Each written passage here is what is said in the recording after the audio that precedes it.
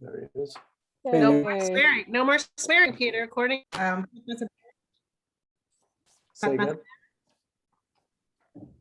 Can you hear me? Yep. Great. And because you asked, hi, Christa, and hello to everybody. I'm Jane Lyons. I'm the Maryland Advocacy Manager with the Coalition for Smarter Growth for co-sponsoring and co-organizing this event, but I will be doing background stuff tonight, so you won't see me. Well, we have all these eager beavers who want to participate in both things. Lorna, your district forum is going to start at 8. Okay, it wasn't clear to me whether I should only dial in. Yeah, That's not a problem. okay. Yeah, right. What we can do is we can turn you into a participant for this portion and bring you back as a panelist at the start of the next panel. Oh, okay. That'll work. Welcome to listen in. Yeah.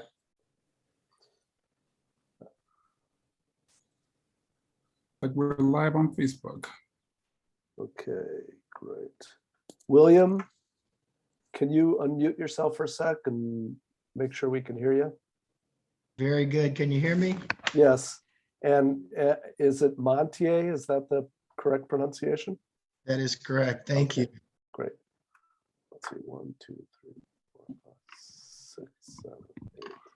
We got 8 out of 10. Who are we missing? Maricé and Kristin. Okay. There's Kristin. Kristin, you want to say something so we can make sure we hear you once you're connected. You want to just unmute yourself for a sec, Kristin, make sure we can hear you? Testing. Hi, everybody. Good. Sounds Hey, good. Kristin. Okay. Okay. Great to see everybody. Hi. Okay, so.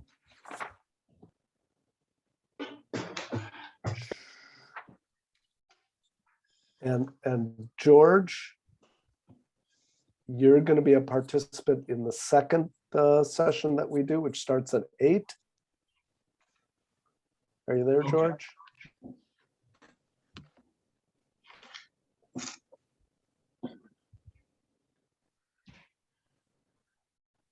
So what we can do, George, is we can make you a participant for this half if you'd like to listen in, and then we'll bring you back as a panelist at for the 8 o'clock panel. Okay, that works. Thank you. Okay. So we have everybody except Maricé, but it's 31. Want to get started? So, We are on a timeline tonight, so. All right. Well, I'll get us kicked off. Once again, we're recording this. Just FYI. So we're recording this. This forum will be going out to our partners to give to their members. This will also be going out to listservs as well as our own membership as well. So this will be sent out more broadly after the forum. And so, but let's get it started. I want to first thank our candidates for taking time out of their busy schedule to be with us tonight. We have some really awesome questions on hand, and we really appreciate everyone who is here tonight. Let me also thank Kristy and Peter for moderating tonight, and Jane for keeping time. Let me also thank our co-host, Coalition for Smarter Growth. And let me also thank our co-sponsors, Young People for Progress, Montgomery County Families for Safe Streets, Tacoma Park Mobilization, Greater Washington, and Jews United for Justice. This is being also streamed live on Facebook right now. And with that said, I'm going to introduce Peter Gray and Kristy, who are 2 amazing advocates in Montgomery County. Peter is going to moderate the first half of this forum, and Kristy is going to moderate the second half. With that said, I'm kicking it over to you, Peter. good evening, everybody, candidates and onlookers, participants. We appreciate your coming to our forum tonight. Joining us tonight are the following candidates from districts 5 and 6. Brian Anleu, Fatmata Barrie, Christopher Bolton, Kristin Mink, William Montier, Jeremiah Pope, Natali Fani-Gonzalez, Omar Lazo. We think that Maricé Morales may appear, and Christa Tichy. We're going to have 2 rounds of questions. The first is we're going to start a somewhat impossible task. We're going to give you lots of questions where you'll have a minute to respond.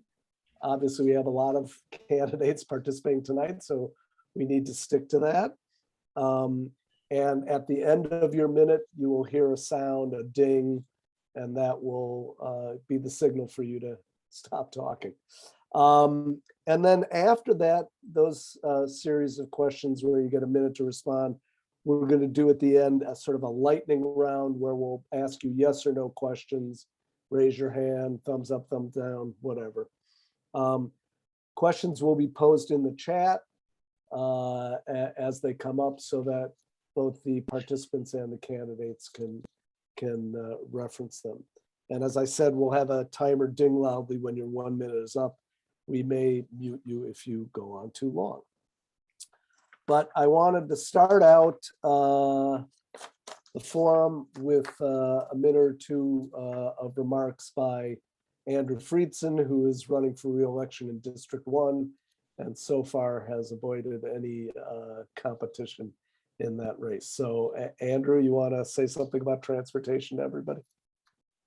Please, thank you, Peter. I really appreciate it. Thank you to WABA, CSG, Families for Safe Streets, JUFJ, all the other co-sponsors of this event. It really is a pleasure to be able to join some great candidates, some friends, and terrific advocates. There is no exaggeration that the conversation that we are having now, not just tonight, but in the county has changed dramatically in just a few years. And it's thanks in large part, predominantly because of the advocates on this call, responsible for this call, the organizations and the people behind those organizations that have really put the issues of Vision Zero, of transit priorities, of advancing our trail network, our protected bike lanes, all the various issues that have an impact on safety, on quality of life, on our environmental sustainability, on our economic competitiveness. It really has been largely because of the folks here, and I've been proud to be a partner and to join you in so many of these efforts. We really have shifted the paradigm, talking about public infrastructure for people, which is a dramatic shift from the way we used to view our streets, from car-centric to bikeable and walkable communities that are accessible for everybody, that are places where people actually want to live, spend their time, spend their money, which is important for us. Together, we've worked on a number of key issues. We had an important sidewalk closure bill at construction sites where we addressed this chronic issue of closing chronically sidewalks in front of construction sites, which made them completely impassable for pedestrians in particular, and have dramatically changed that. We never would shut off a roadway, a lane of traffic, the way we would shut off sidewalks, and they should be viewed similarly. And so we have passed a law, I sponsored it, the council passed it, to change that and to make that a new reality, to change the paradigm, the way that we look at that infrastructure on streeteries and open streets. Peter and Christy in particular, but so many others involved here. I pushed very hard for the Bethesda Streetery in the beginning, which became the model for streeteries all across the county, which continue today. Then when there was talk of shutting them down, we banded together and we put in an appropriation. We kept them going through the winter, winterizing them. And it started from a culture of yes. Let's start with what we should do, what we want to do, and let's figure out how to get there. And it was advocates that have pushed us for that. And then I was proud to lead colleagues and author the council resolution, making it clear to the county executive that we wanted to maintain open streets, that we wanted to build off the successes of the pandemic. There have been some horrible things during this pandemic. There have been some really great things too. We've shown what government can do when we start with a culture of yes, and you approve that. And then on state highway administration changes, some of our biggest challenges are our major roadways. I remember sitting down with Greg Slater and having lunch and talking about the MUTCD and all of the engineering challenges that were stopping us from doing the important work we wanted to do, where we needed 4 crosswalks instead of 3 crosswalks, where we needed greater time, or we needed infrastructure that actually helped. And as a result of that, they now have context-driven guidelines looking at Route 50 differently in Cambridge than we do Wisconsin Avenue in Bethesda, and Georgia and Colesville in Silver Spring, as we should. And it is no exaggeration, Peter, that without your advocacy, we would not have been able to continue to push for the Capitol Crescent Trail tunnel and keep that from being defunded, delayed, and otherwise ignored an important commitment to the county that is important that we follow through on, one of the most important trail infrastructure that we have, and that we've continued to build on that infrastructure, which I think is one of the reasons why Montgomery County is such a great place. Trail infrastructure isn't just about recreation, it's about transportation. It is transportation infrastructure, and Peter and WABA and the organizations that are part of this call have not allowed us to forget that. So there are so many other things that I could talk about of issues that we've worked on. I wish I had an hour and a half just to talk about that, but obviously want to leave time for other candidates, and just truly appreciate the partnership and appreciate the fact that you have not allowed us to talk about these issues in a way that doesn't reflect what people want, what people need, and what will keep people safe. And so thank you for being such an important part of leading that conversation. Thanks a lot, Andrew. So now we're going to start with the first round of the round of questions, where each candidate will have a minute. And remember, when the ding happens, that's when your time is up. So going to start with the first question, which is in the chat. Transit service is more efficient when people live closer to transit stations. How can the county approach land use and planning in a way that supports transit? So let's start with candidates from District 5. Brian, you're first. Great, thank you, Peter. And can you still hear me? I had to switch devices. Great, thank you so much. Thank you all for having us here tonight. So I think it's simple. It's allowing more housing near transit. It's that simple. In District 5, that means allowing the redevelopment of the Burtonsville Park and Ride lot, the Greencastle Park and Ride lot to start with. And then when New Hampshire Avenue BRT comes through, allowing the redevelopment of the Colesville Park and Ride lot. As a member and co-founder of the Better Burtonsville Association, we've actually been pushing the county and the county executive specifically to allow for the redevelopment of the Burtonsville Park and Ride lot. He had initially been hesitant to allow housing on that site. He wanted more of a commercial office and retail space, and working with the county executive and his team at the Department of General Services, we were able to get language in the RFP that allowed for housing on that site. So I'm looking forward to that project moving forward. Thanks, Brian. Fatmata.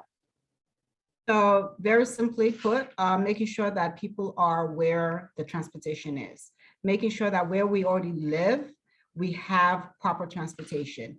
We can redevelop and build in the areas that we live in that's available, including in Burnsville and Hillendale, here in White Oak, where I live.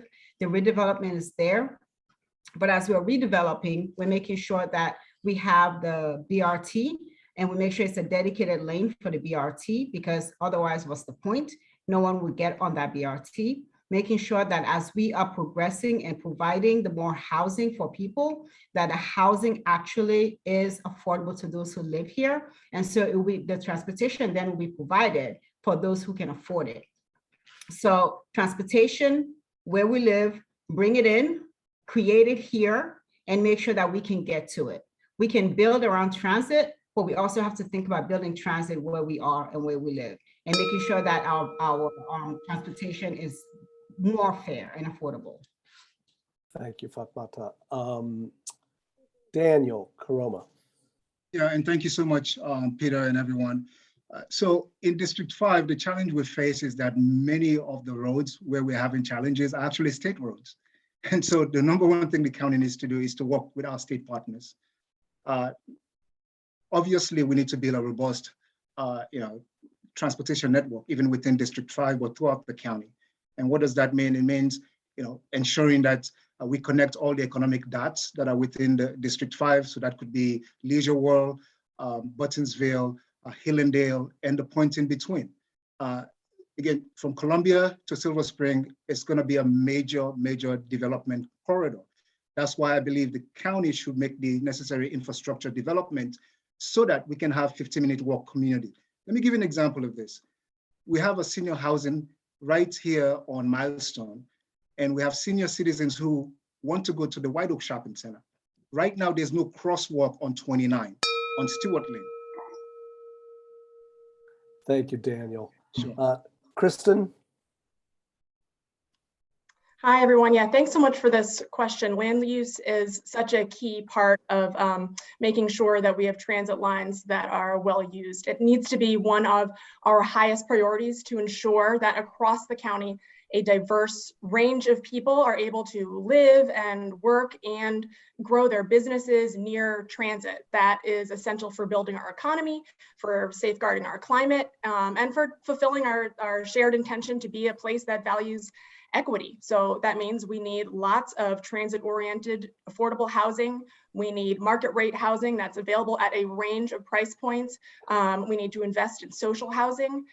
We also need to ensure that our current residents and current small businesses are not displaced as we develop. Something to think about in regards to Viva White Oak. If we were to bring in an East County Montgomery College campus, we need rent stabilization and other renter protections.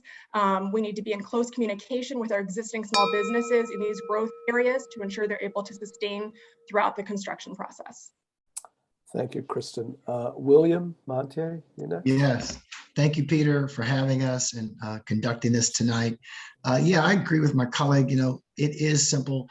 When we plan development, we need to make sure that these housing facilities are close to transportation. So there's got to be a partnership between our transportation system and the developers. And so when we set aside and earmark money and what I would call tax incentives to developers, we need to direct them that this is the structure we want. And again, not just for families and couples, but as it was said earlier, for elderly people. Where I live off 29, there is a walkway that traverses 29. However, there's still not enough safety for elderlies. We've got an elderly community right on Briggs Cheney and Roby Road. So there has to be more insight and foresight as we create these development communities. Thank you. Jeremiah Pope. Yes, hi. I want to like to thank for you guys putting this forum together this evening. I think in dealing with transit, it has to be equitable and fair. I think at the end of the day, we need to ensure that we have a BRT system that's really a BRT system where we have dedicated lanes and one where we have bus fares that people can actually use this service.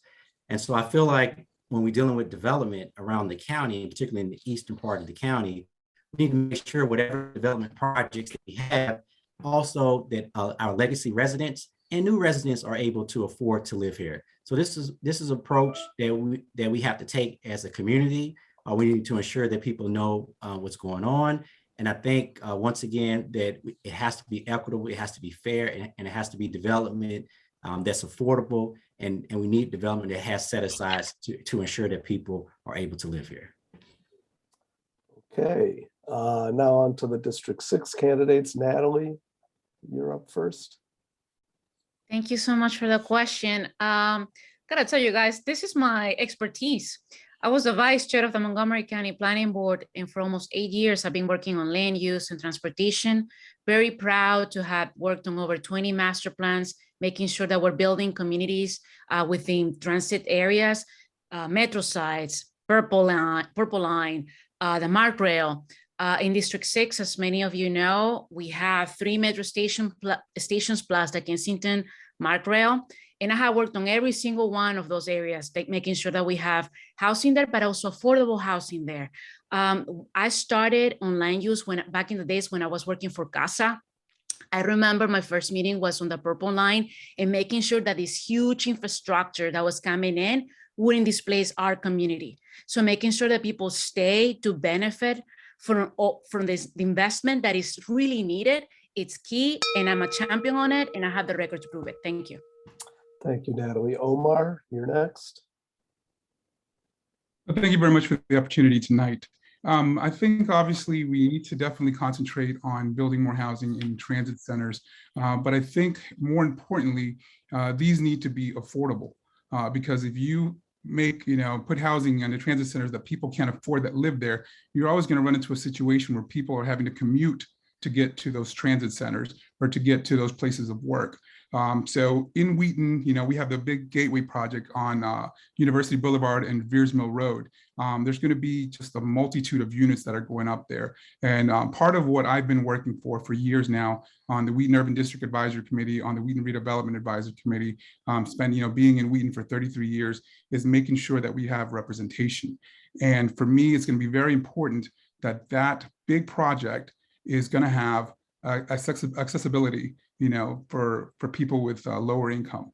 So for me, it's building around transit centers, working with WMATA, working with the State Highway Administration, because that's the biggest barrier that we have now, especially in Wheaton. Thank you, Omar. Maricé, you're next. Thank you so much, Peter, and thank you for the opportunity this evening. I am the only candidate that's uniquely positioned to work with the state delegation, State Highway Administration, to make sure that all the federal and state funds that are going to be coming through infrastructure bills, that we get that for all of these projects that we're talking about. So the idea of building housing around transit areas, I think we all agree on that. Working with WMATA, understanding the different priorities, redeveloping the garage in the Wheaton area, as well as in Forest Glen. Although it's a couple of blocks outside of the district, it is still a huge priority of ours, and as well as Glenmont. So re-examining, looking at the WMATA study, there is a recent study looking at the cost of it. However, we are in a position where we can leverage our powerful delegation at the state level, and I'm the only candidate that is uniquely positioned to be able to do that. Thank you so much for the opportunity this evening. Thank you, Maricé. Christa, last but not least. Yes, that leaves me. Well, hi, everybody. I appreciate the opportunity to hear what everybody else had to share. And I like the ideas and the thoughts, and I think we have a good group here that's presented some very positive input. Some of the thoughts that I had were, I like the idea of the 2030 plan, which evolved into the 2050, which one talks about housing, right? The affordability and the proximity with, which was already mentioned, with your 15-minute walk to whatever you needed, whether it was shopping, the metro, parking, groceries, playground, bike path. And that's the concept we're trying to, I guess, evolve and achieve. And with the plans that have already been started to laid out, that it seems like Natalie's worked on, and Maricé and some of the other folks here online, candidates, I think these goals are all achievable. What I do like is the BRT. That's one of the things that I am so impressed with. I mean, just the idea of being able to get on a bus, right? Oh, next question. Okay. All right, thank you, Christa. Go ahead, I'm ready. So we're going to go now to our second question, and it's a very different topic. Okay. We're going to talk about Beltway expansion and 270. So the question is, and we'll start with the District 6 candidates and then do the District 5 candidates. And again, you have a minute. Do you support or oppose the proposal to widen parts of I-495 and 270 to add 4 express toll lanes? Why or why not? And how would you show that support or opposition? And then if you can get a word in at the end, do you support other new highways or road expansions in the county? So let's start with Natali. I strongly opposed widening the Beltway. I've been on the record several times, especially I have voted against widening the Beltway when I was in parking planning.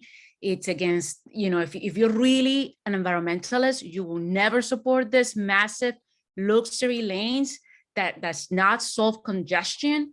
So that's number one. Number two, the other question, I actually on Thrive 2050, I made the motion to remove highways from the plan. Somehow the Fed committee, Andrew, if you're still hearing me, I think you guys put it back. No bueno. But I'm extremely opposed it, and I think that's all I had to say, right? Thank you, Peter. Thanks, Natali. Omar? So I'm opposed also to the widening of 495. I think that we really need to focus here on making sure that our public transportation is invested in, because right now our public transportation is not working, for our residents. And I talked to recently this week, I talked to a business owner that has a business in Burtonsville, a restaurant, and he can't even get staff because public transportation is not reliable. The BRT is not on a dedicated lane. Like, that's what we need to be focusing on. We need to focus on getting cars off the road, not modifying our roads to fit more cars. That's going to be a never-ending cycle. So for me, I'm opposed to widening the lanes on 495.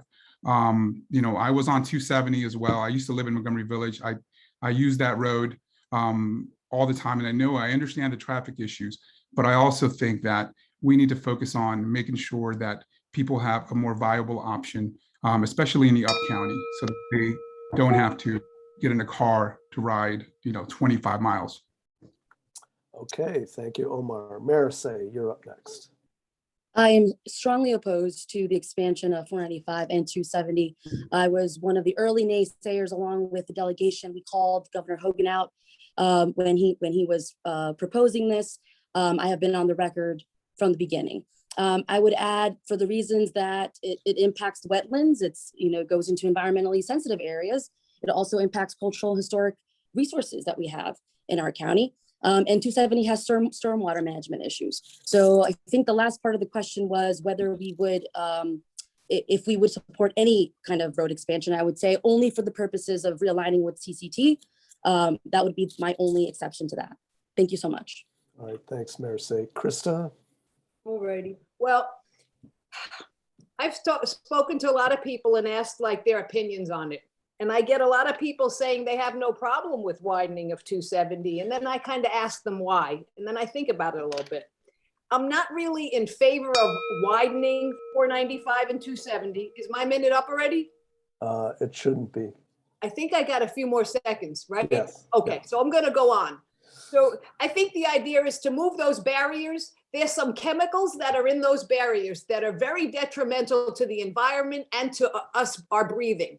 And so I don't really want to have to deal with those because of what the outcome is of when you make those modifications. If we could figure out a way to go over instead of out, I mean, that would be great, but that would be a long-term futuristic projects. And for right now, I don't like the idea of the people that are supposed to do this project are overseas. Shouldn't they be within the United States, the contractors?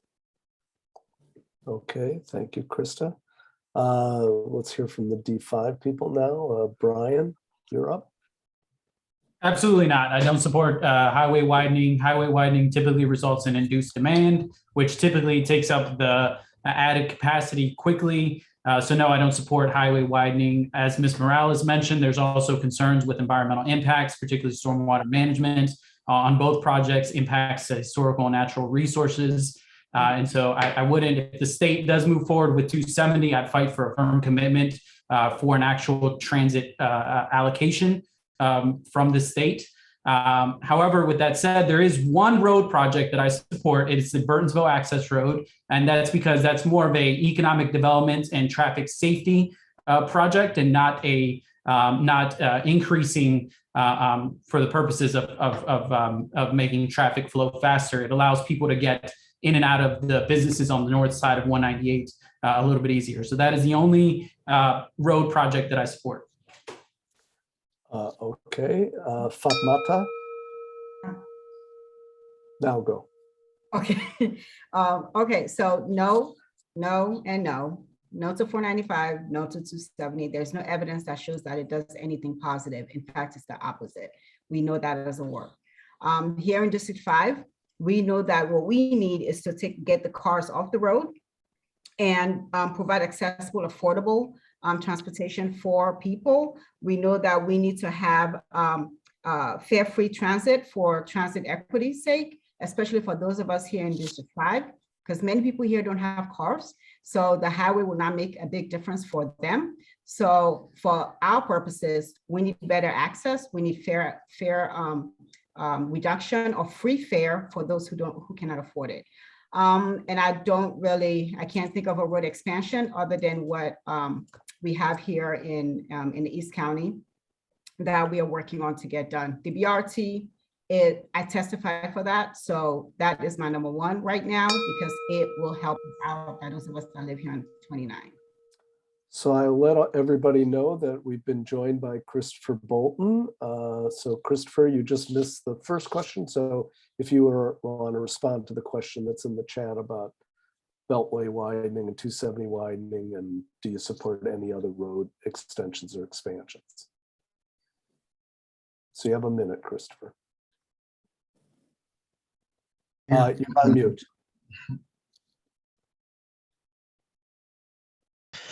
There we go. Okay.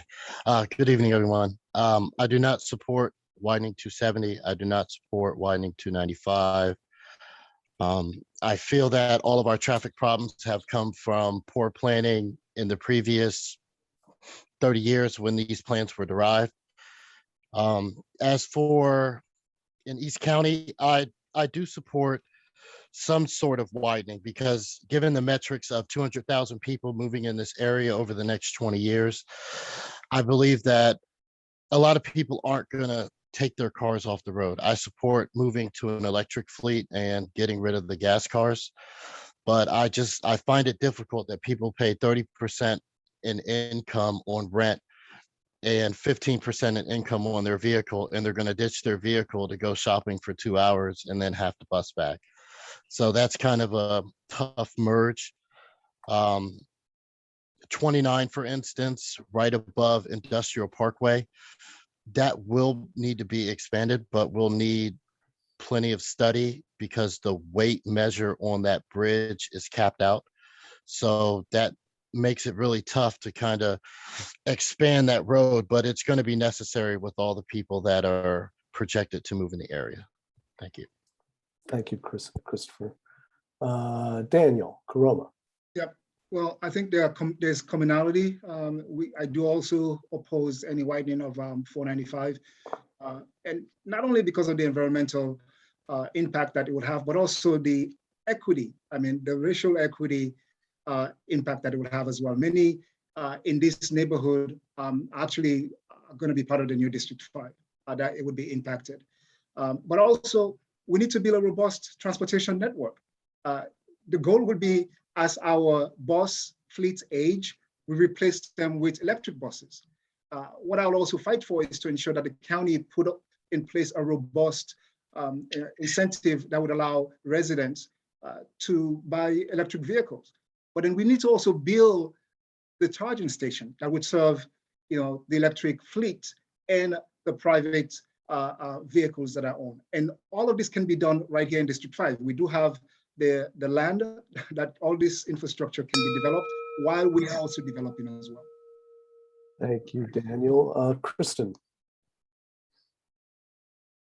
Yeah, I strongly oppose the widening of 495 and 270 and the toll lane project there. It's environmentally regressive. It runs absolutely counter to our climate action plan goals. It's bad for residents whose properties will be impacted. And it doesn't even solve the problem of congestion. Highway expansion is not a long-term solution. They just tend to fill up with more traffic. It's also, as mentioned, it's an equity issue. It benefits very few people. Expensive toll lanes, while in places that are lower income, such as District 5, we have fewer cars per household. And what we really need is more transit, and we need that transit to be free. So I'm a no on new highways and on almost all road expansions in some limited cases. We may need to expand a road to make it a complete street, to add transit or bike lanes, but generally speaking, I am opposed to new highways and to road expansions. Okay, right on time. William Montier. Yes, I agree that I'm not for expanding 495 or 270. Definitely not in favor of a toll road. However, I live off Route 29, and 2 years before BRT was supposed to happen, I was so excited that it was going to happen because I took the express bus into downtown Silver Spring to get to work. And so I was anticipating using that, and it still hasn't really transpired yet. There's no real dedicated road there.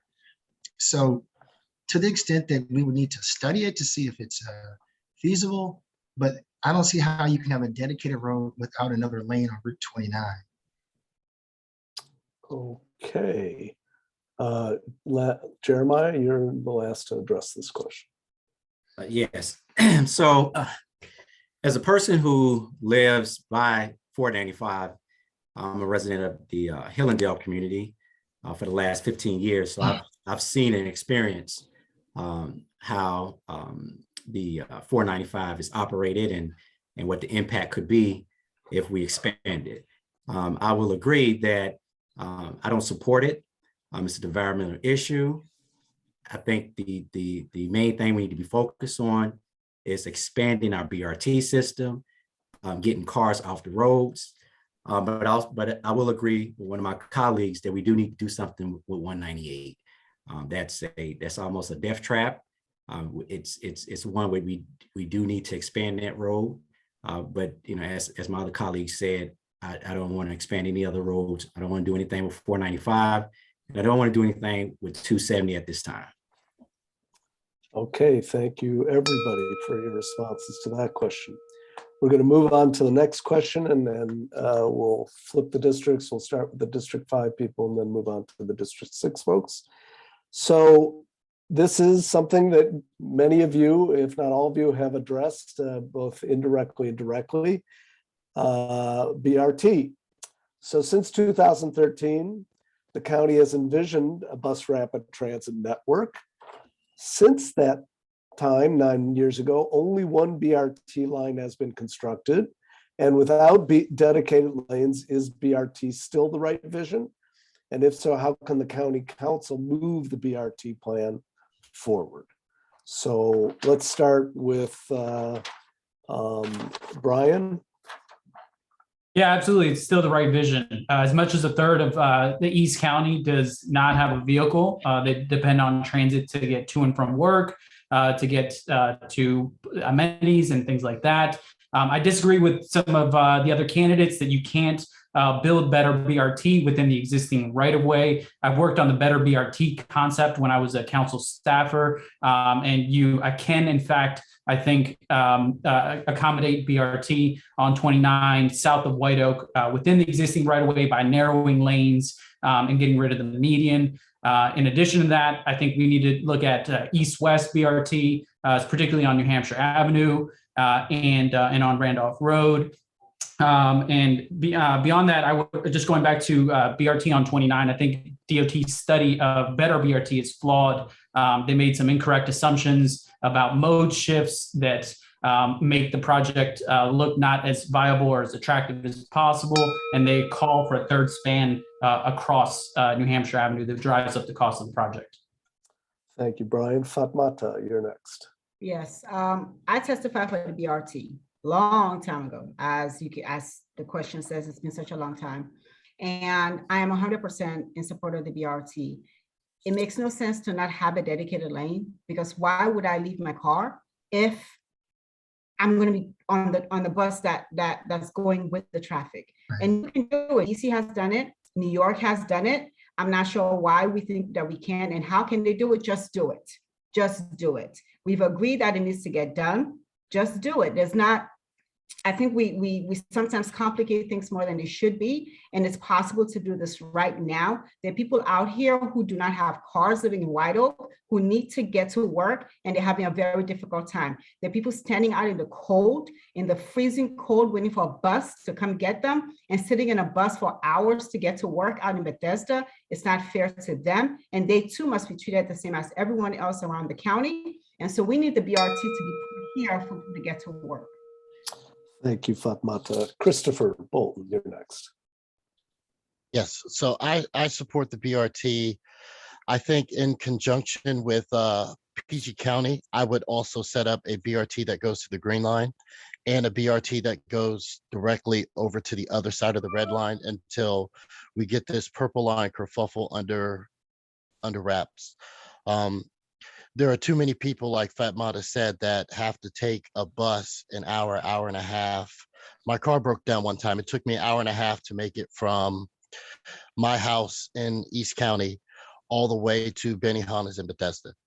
And I feel that that's just too long. And then after working a 12-hour shift, have to take that same bus the way back. And that's just not fair to the residents who don't have the means to drive that. And I think it may help with the people that work in downtown Bethesda, the NIH workers, the people at Naval Medical, AKA Walter Reed.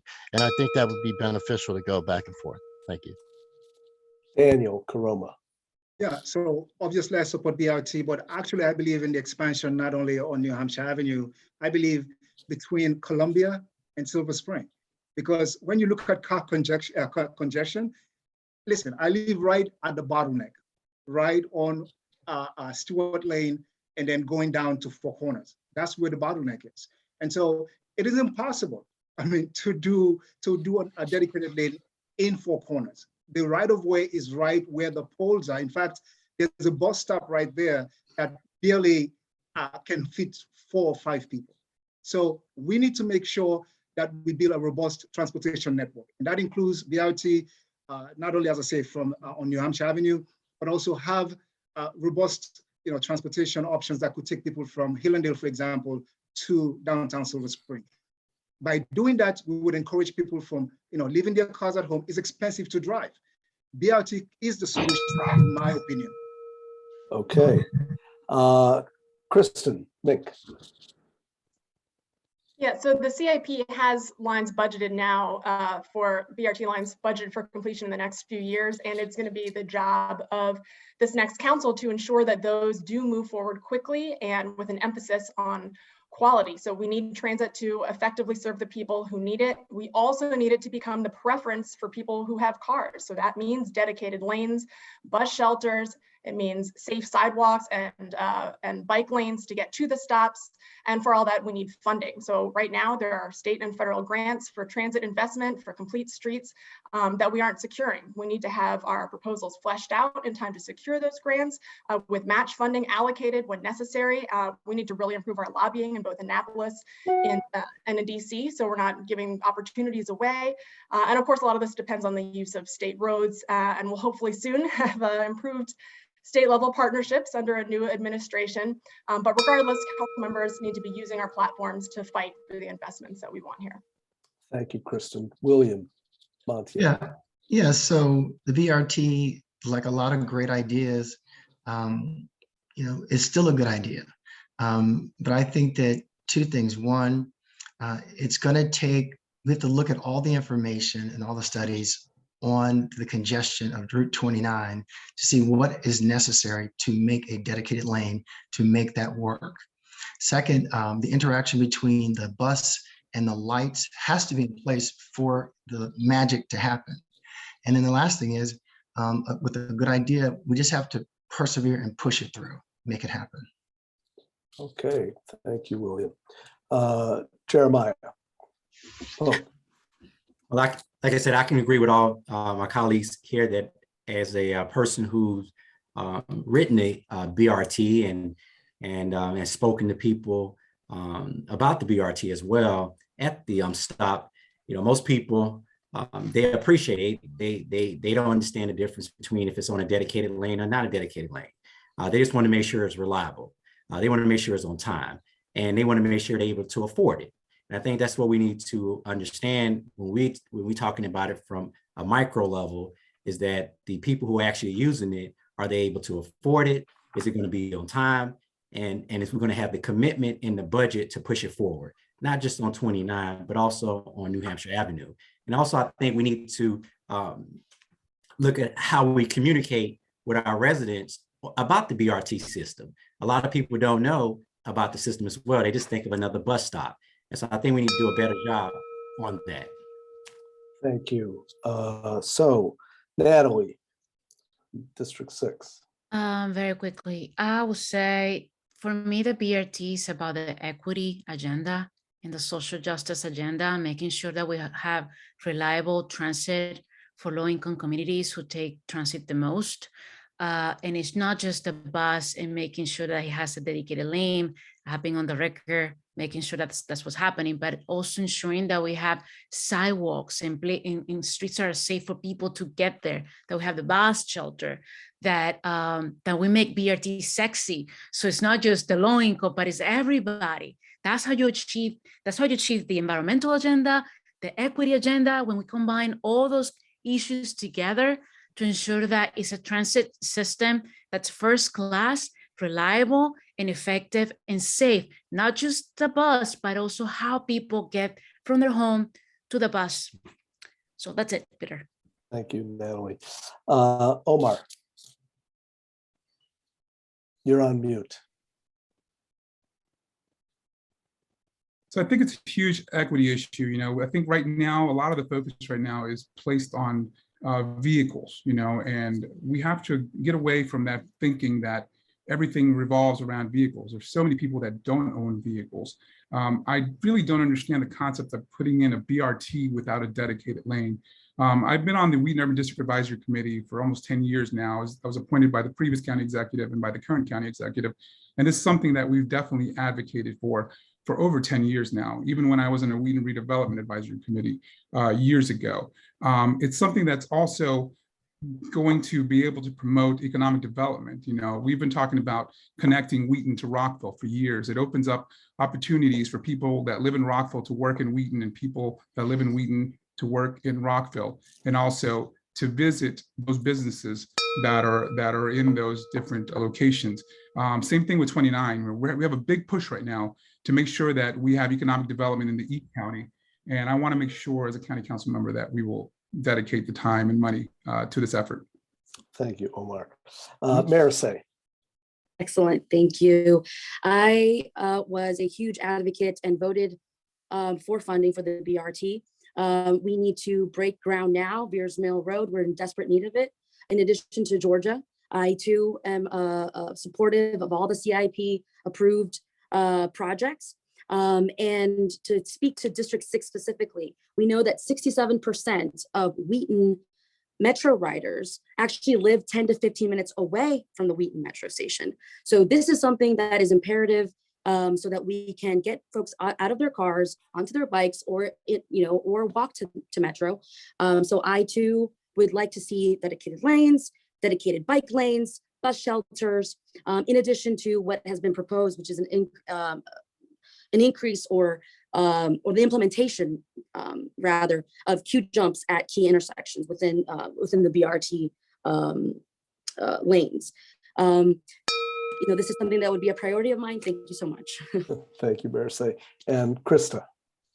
Some of these questions need more than a minute to answer. However, I would say, first of all, having worked and been a supervisor for WMATA, I get the whole transportation.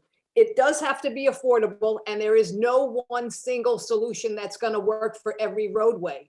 Some are going to be able to have the BRT that won't need widening. Some are going to need some widening in order for people that are walking and pedestrians to stay safe. So we have to look at each, in other words, the application has to fit the location. But we do have alternatives in the meantime. We have the Metro bus, the ride-on, the Van Go, and we have shuttles. So what if we start integrating shuttle buses to help us as we're working on the BRT system? There are ways to do it. Oh, and I did that less than a minute. Oh, good job. Thank you, Christa. Good. All right, great. So we're going to move to the fourth question in this minute round. I really appreciate everybody sticking to the minute.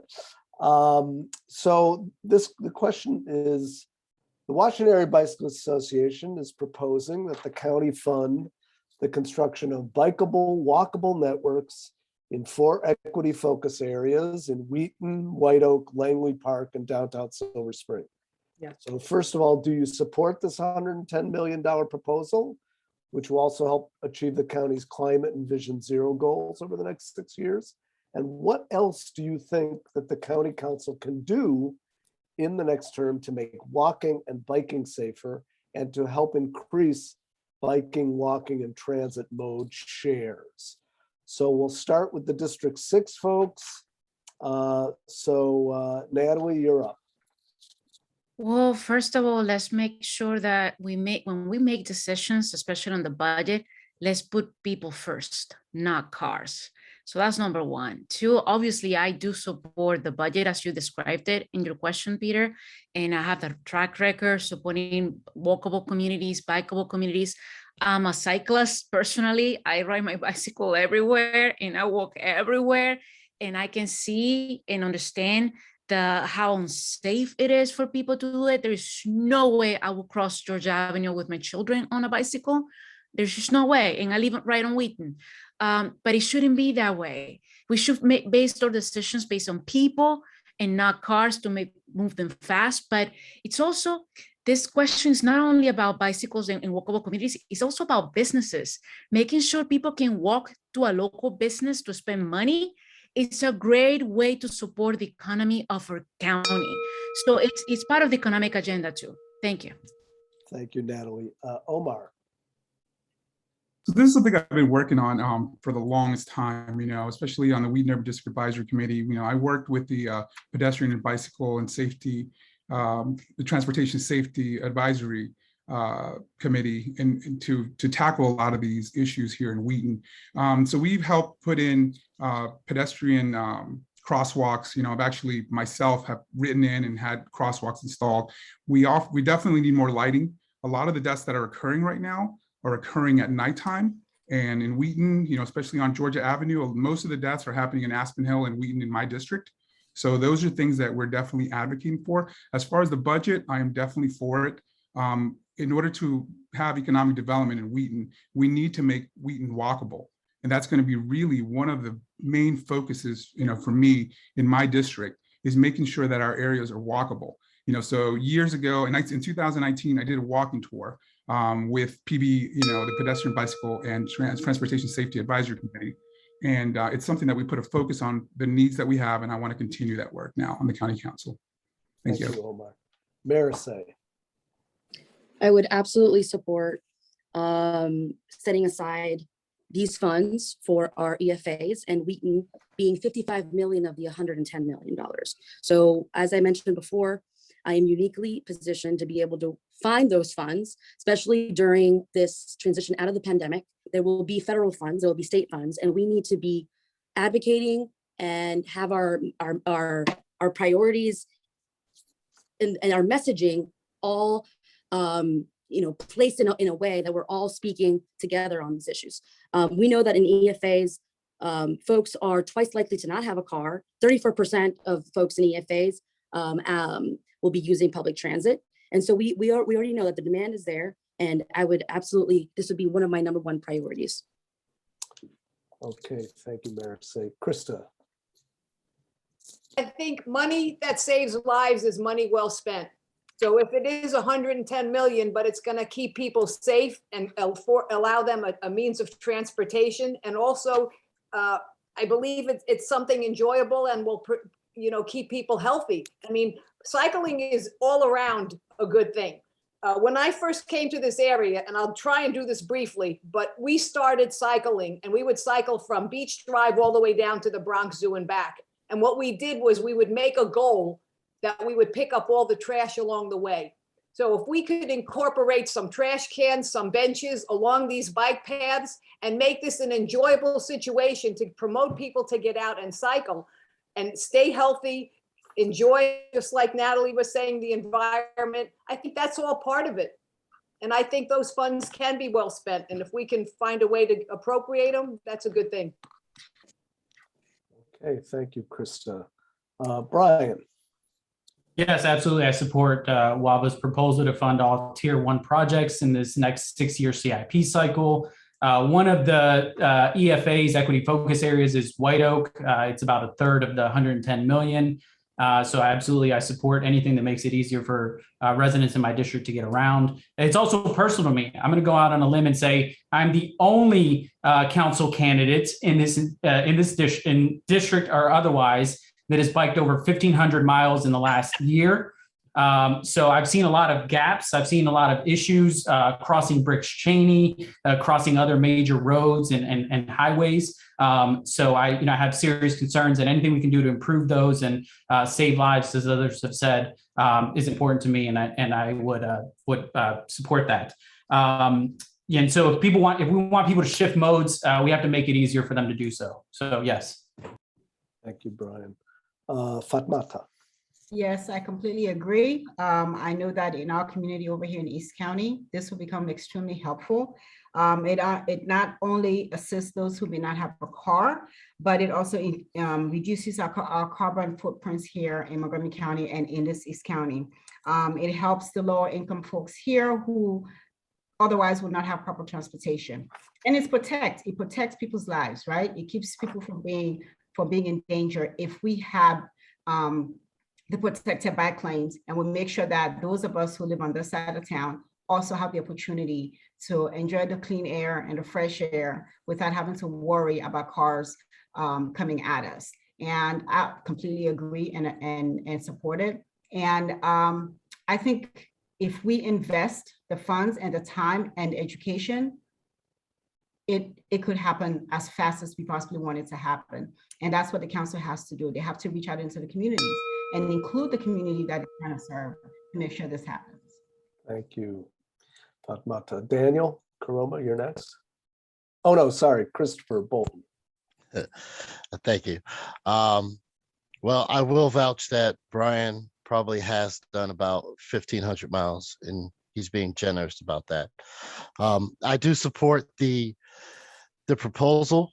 I think we need serious pedestrian upgrades, especially along Route 29, if these paths are going to go anywhere near it. And District 5, Route 29 and Industrial Parkway, where a lot of these Viva White Oak paths and trails are going to go, that's where the majority of our pedestrian deaths have come in the area. And then Hillendale being number 2. So with the increase in the biking and the walking plans, pedestrian safety needs to have a significant impact on where these go, and the enforcement of these need to go both ways, pedestrian and biker, from some sort of oversight agency to make sure everybody's being safe out there. Thank you, Christopher. Daniel Koroma. Yeah, Peter. So I would support the proposal, but let me also state that we're leaving so much right now at the table because we're not working comprehensively with our state. So the Consolidated Transportation Program at the state also have, they've already budgeted money that would also impact District 5. However, White Oak also was mentioned of, but those fundings are actually on hold. So as a council member, one of the things I will do, again, I already talked about my support for 15-minute walk communities.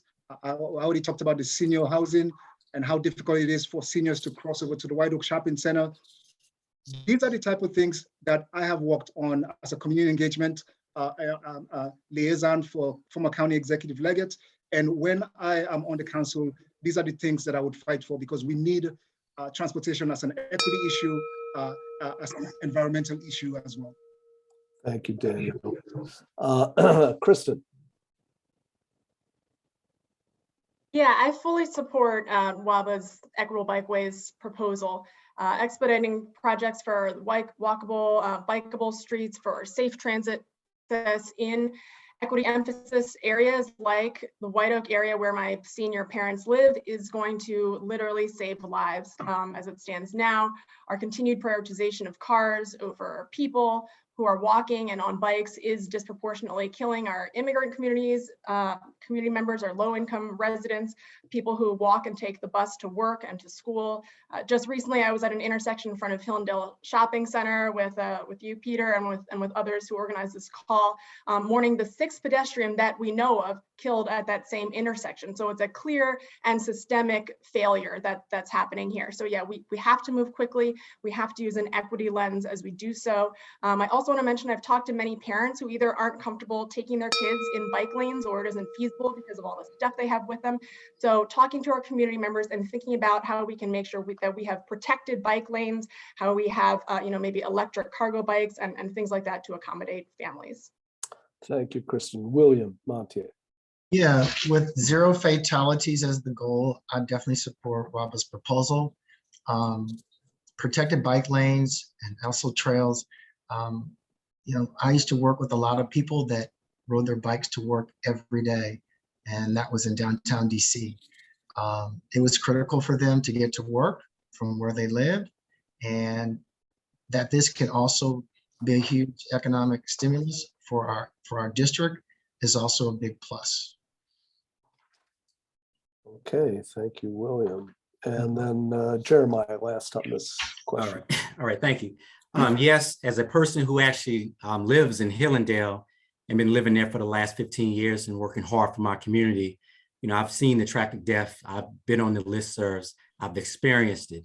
My family, we try to walk, but we don't have sidewalks. But I want to be clear is that we do need these things. We do need to make sure our community is walkable. But at the same time, we also got to make sure that we have the bikes in the community that we're trying to serve. A lot of people can't afford these expensive bikes that you can take 1,500-mile trips around the county. So we need to make sure that we need bike shops. We need different other amenities. So people who we claim to be representing can also use these things. So I'm for it 100%. I'm there and I'm going to fight for it. And so I've given my 100% support behind it. Okay, thank you. All right, and so we're going to have this one last question with a minute to respond, and then we'll go into some up or down lightning round questions. So this last question has to do with policing and traffic enforcement. Do you support removing police from all or some traffic enforcement? And how will you balance the need for traffic enforcement and equity while in office? So let's start with the D5 candidates. Brian, please start. Yeah, I think we can get rid of police enforcement in maybe basic interactions like taillight outages and things like that. But I don't support the wholesale elimination of police from traffic enforcement like some of my opponents do. I think police play a critical role in traffic safety. We've had a lot of issues in Burtonsville with burnouts and racing on 198, on Old Columbia Pike, down 29. Just in the last month, 2 people were pulled over on the ICC, and the police were able to get 2 ghost guns off the streets because of traffic enforcement. So no, I don't support the wholesale elimination of police from traffic enforcement issues.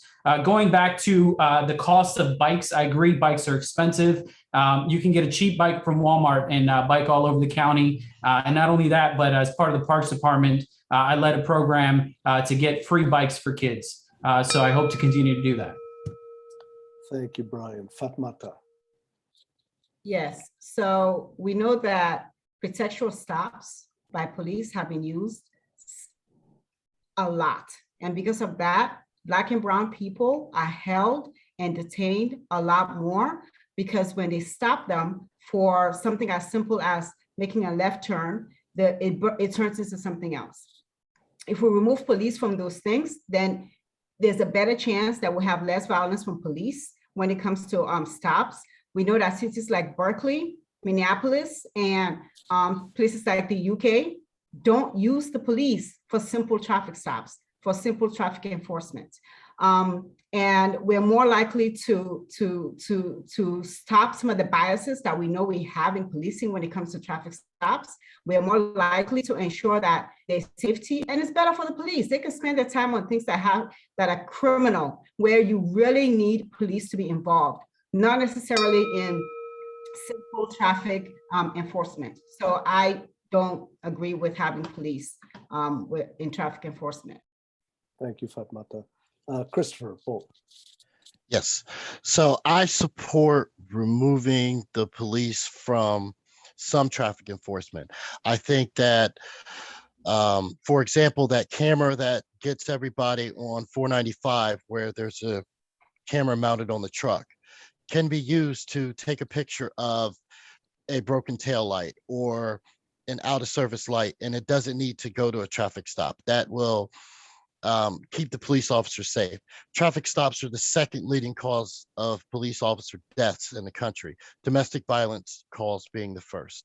So if we can have the police not pulling people over, spending 20, 30 minutes on the side of the road over a tail light, and go after somebody who just robbed a bank or somebody who is doing domestic violence, then I would support that.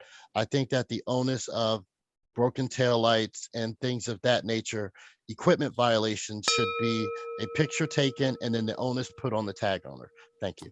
All right, thank you, Christopher. Daniel, Koroma. Yeah, so there's actually commonalities among all of us when it comes to that. It's not a one size fits all, but clearly I know that the police play a critical role when it comes to in terms of protecting the community. Because part of the stops that they make is to ensure that they if they pull someone over that's for example that has committed DUI, right? Let's don't forget that those stops are necessary, and I would definitely support pulling somebody over who is drunk and is driving and making sure that they're off that road. But clearly there's there are other violations that police don't need to stop people for that are not moving violations, and so I would not be in support of taking police completely out of traffic enforcement. Okay, thank you, Daniel. Kristin Mink. Shifting police out of the traffic enforcement business as much as we can is a key part of making our community safer for everyone. Right now we know that in Bethesda, for example, a Black resident is more than 6 times more likely to be pulled over than a white resident. Common sense tells us that it just does not make sense to have the same kind of response for an expired registration that we have for an ongoing violent crime. So clearly some shifts need to happen here. This is going to require some state partnership to allow us to do that. We had a bill that was moving through our state legislature that would allow us to shift some of our traffic policing responsibilities to the Department of Transportation. It did not make it through the Senate, so we need to continue to work on that. That said, we have seen other cities and other states that face the same difficulty, that same conflict between county and state desires. In California, Berkeley is an example of that, where the city pressed forward and that applied some pressure to the state. Okay, thank you, Kristin. William Montier. Yes, as has been said earlier, equity is a big part of this question. And that being said, I would definitely remove police from the routine, non-violent traffic stops. However, when it comes to potentially violent and moving violations such as DUI or drag racing, police presence and intervention can save lives. And so there is a balance that we have to strike when we talk about removing them from traffic stopping and traffic policing. It has to be governed by, of course, equity and the facts that people of color are too often involved in stops that are just not equitable or fair. Okay, thank you, William. Jeremiah Pope. Yes. So what we're talking about is House Bill 231, Montgomery County Bill 1822, that I'm working in the Maryland State House with Delegate Charlotte Crutchfield, that removes the authority from the police over to the Montgomery County Department of Transportation. It's a critical issue, especially for an African American in a district that is majority African American. I think this is one step forward to eliminate the biases that police officers can't have when they're pulling over African Americans, particularly African American men. But I do understand the fact that we do need our sworn and protected officers to serve in that capacity, dealing with other issues. But at this time, once again, I'm supporting removing the police from pulling people over. Okay, thank you, Jeremiah. Natali. You know, I'm gonna go back to say that this is about making sure we have safe streets for people to walk, bike, roll, and drive.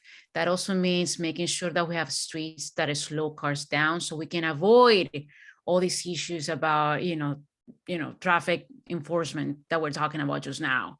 There wouldn't be any need of having the police or even DOT putting tickets or following cars if we had streets that are actually slow traffic cars down so people can feel safer. But to be more direct, yes, of course, I support removing the police in some of the traffic enforcement activities that they have right now. It's also a racial equity question. I mean, my own husband, he's an Afro-Latino. He was stopped by the police by walking on the street, canvassing for me, okay, not driving, walking. So, it's a lot of, we can spend probably the whole week talking about this issue, and it's just not one question. It just surrounds so many matters. But thank you for the question, Peter. Sure. Omar? So I think this is a huge equity issue, and it's, I think definitely for cases like DUI or really high speed,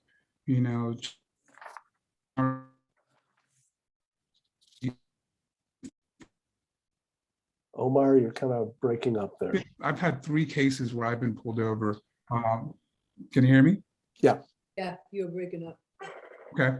I've had 3 cases where I've been pulled over. I've been asked by the police for my social security number, things that should not be happening, but they do happen. So it's an equity issue that we really have to focus on. For me, the solution is investing in technology for automated enforcement. One of the times I got pulled over was for a license plate light that was out. Out of 2 of them, one of them was out. So for that should have been an automated picture that was taken, and my license should have been tagged for that. So for me, it's really making sure that we invest in automated technology to get rid of those pretextual stops. Thank you, Omar. Maricé. As an early legislator that worked on policing, this is an issue that goes beyond their role in traffic enforcement. I'll also say, as a daughter of an immigrant father, I still tense up when I have even police around me. That said, I think that beyond the pretextual stop, beyond the tail light, and I'm also a criminal defense and immigration attorney, so I see this on a daily basis with my clients, there is still a role of police enforcement when it comes to drunk driving. Some of the racing that's been going on, especially I live in downtown Wheaton, and folks forget that the District 6 goes all the way up to Redland. So there's also been a lot of racing off of Shady Grove and over there with Montcaster Mill Road. So when it comes to issues of putting other people in the place of danger, then absolutely. But we need to look at reinventing the role of police in our communities, working with the community liaisons, working with the state to make sure that even in the police training, we're de-escalating situations when there's law enforcement and traffic stops. Thank you very much. Thank you, Maricé. And Christa Tichy. Yes. So when it comes to policing, first off, in my platform, I'm supporting what Mark Elridge started, which was making Montgomery County a sanctuary county. I say we make that a law so that if anybody is pulled over, they cannot be asked their immigration status or anything of that sort. Now, if we commit a crime, yes, then we would absolutely be investigated for the crime that we committed. And yes, whether it's speeding, whether it's drunk driving, reckless, endangerment of another by the way you're driving, yes, then I think those should be, the police need to take their part and play a role in that and make sure that nobody gets hurt or nothing else is, continues with that behavior. But I don't know that we should completely remove them. Now, maybe for some situations, yes, but not all of them. The police do keep us safe. So and I think it was already stated, and I like that, we need to need to redevelop how we look at the police and how they look at us so that the relationship is put together, that we're in a community to help one another and that we have trust. Thank you, Christa. So now we're going to do a few questions that I just want you guys to thumbs up or thumbs down. You agree, you disagree. So the first one, parking prices. Increasing the cost of driving, such as with parking prices, have been shown to be one of the most effective ways to decrease the amount people drive. Would you be open to considering policies like more expensive parking that impose a higher cost on driving? Yes or no? Everybody can do it at the same time. Okay, just okay. So there's Maricé, I didn't see your hand, Maricé. I'm gonna say no. Yeah, yes, okay. All right, so there we go with that. Okay. Free fares. Ride-on fares have been free since March 2020 for 2 years.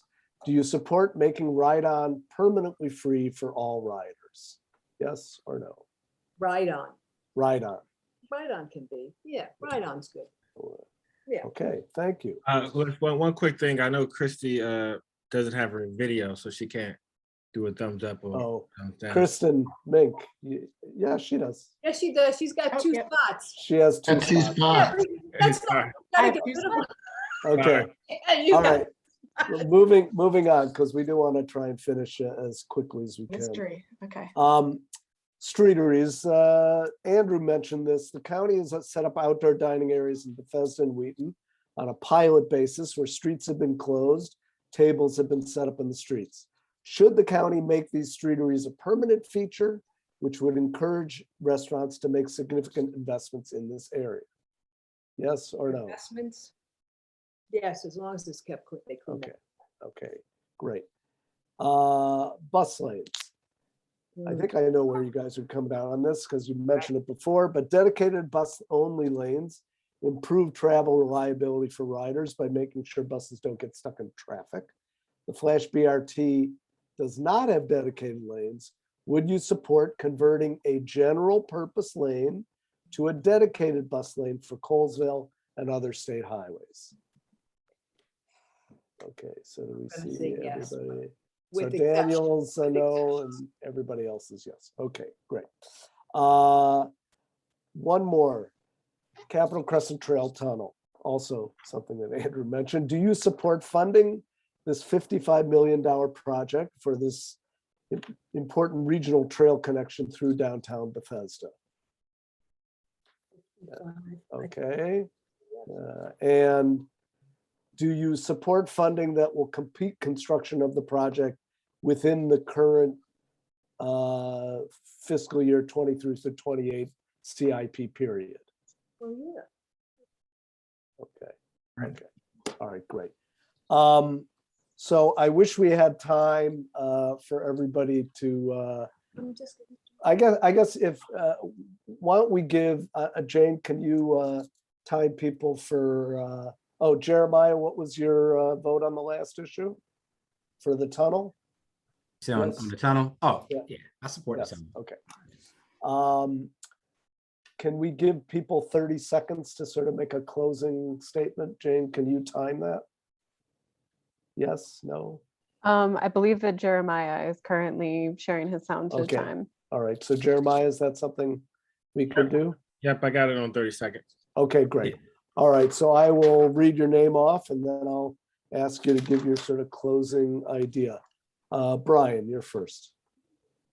Yeah, thank you so much for doing this tonight. I really appreciate it. I think as you all heard, we agree on most things, not all. All the District 5 candidates, certainly. The difference between me and them is that having been a council staffer and chief of staff to the planning board, I have the right experience and knowledge to deliver results in all of these areas that we talked about tonight on day one. So I look forward to being in touch with you all and continuing to push forward these initiatives. Okay, Fatmata. Yes, as a former county council legislative aide, I have relationships already being built on the council. And I am different in that I have had the most endorsements of all of us who are running in this race right now on District 5. And I actually want to have and have been fighting for equity and inclusion. And that is the basis of my entire campaign, equity and inclusion. And that is what I want to do on the county council, whether it's transportation, whether it's health, whether it's housing, whether it's education. Thank you. Thank you. Christopher Bolton. Thank you for having me tonight. If you want a representative, then I'm your guy. I'm the guy that will represent you, not let things be the way they have. And that's why East County has deteriorated into what it has. So if you need a representative, I'm your guy. Thank you. Thank you, Christopher. Daniel, Koroma. Yeah, so thank you again, Peter and everyone. I bring more than 15 years of county experience working at the executive office. I've helped many people start a business, grow a business, or move their businesses. We've made all these promises, but we need the money. And if we don't grow the economy, we'll not be able to afford this. So that's why I'm the best candidate for county council. Thank you, Daniel. Kristin Mink. Yeah, thank you so much, Peter, and thank you to everyone for hosting us today.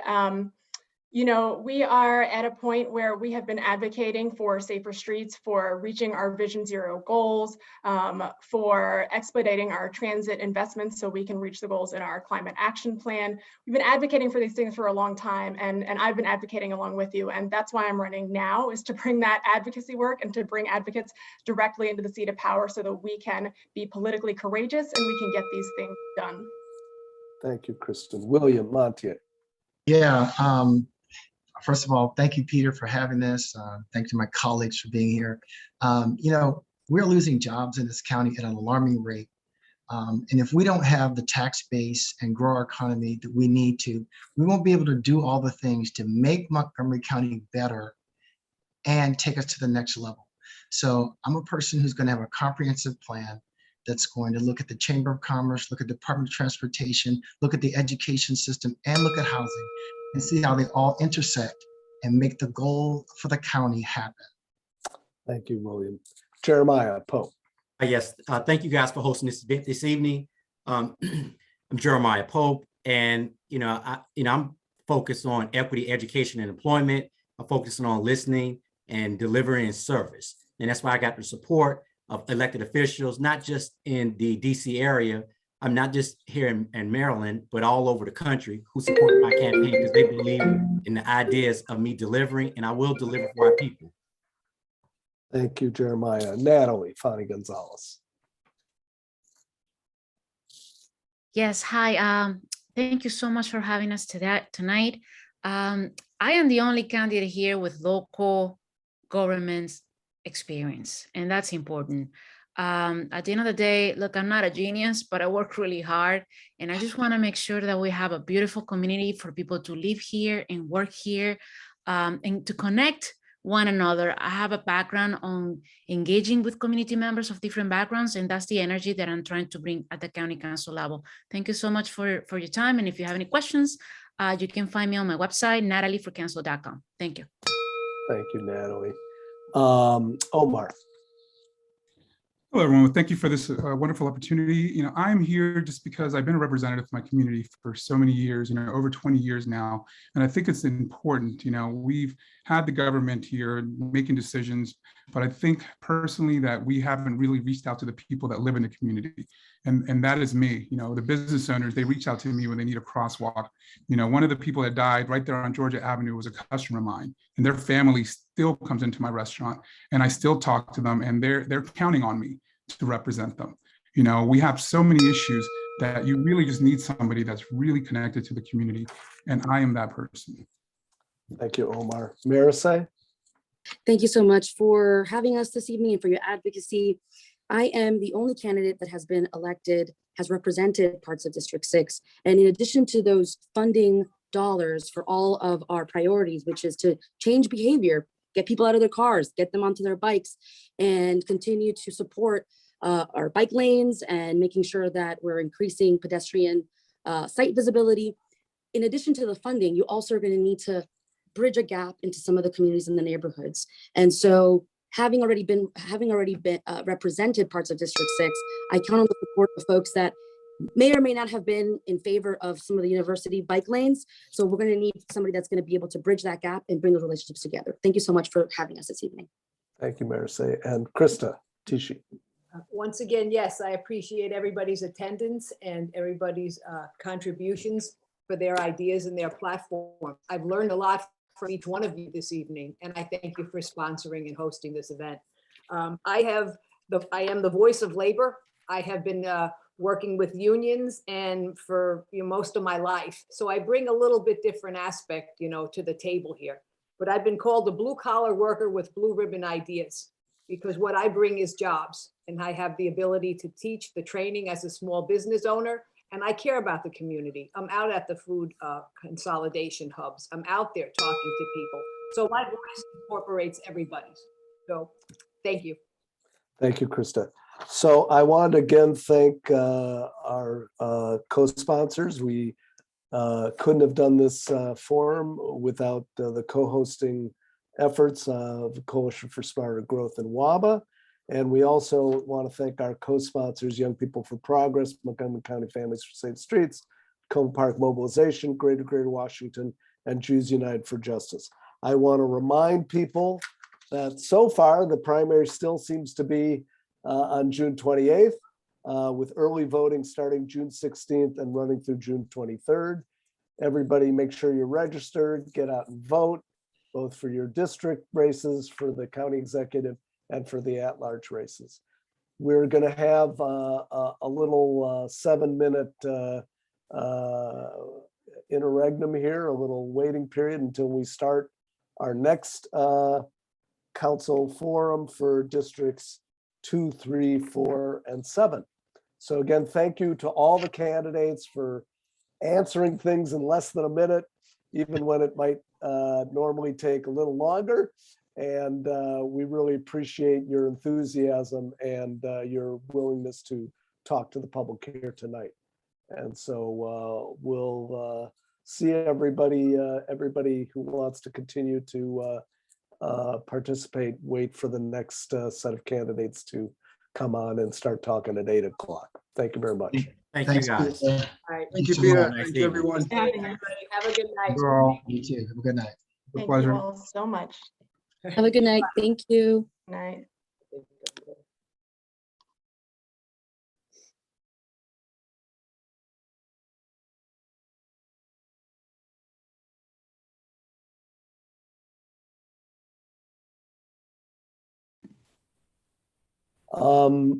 Can I ask, I'll go through you one by one to try your audio out. Kate, you want to?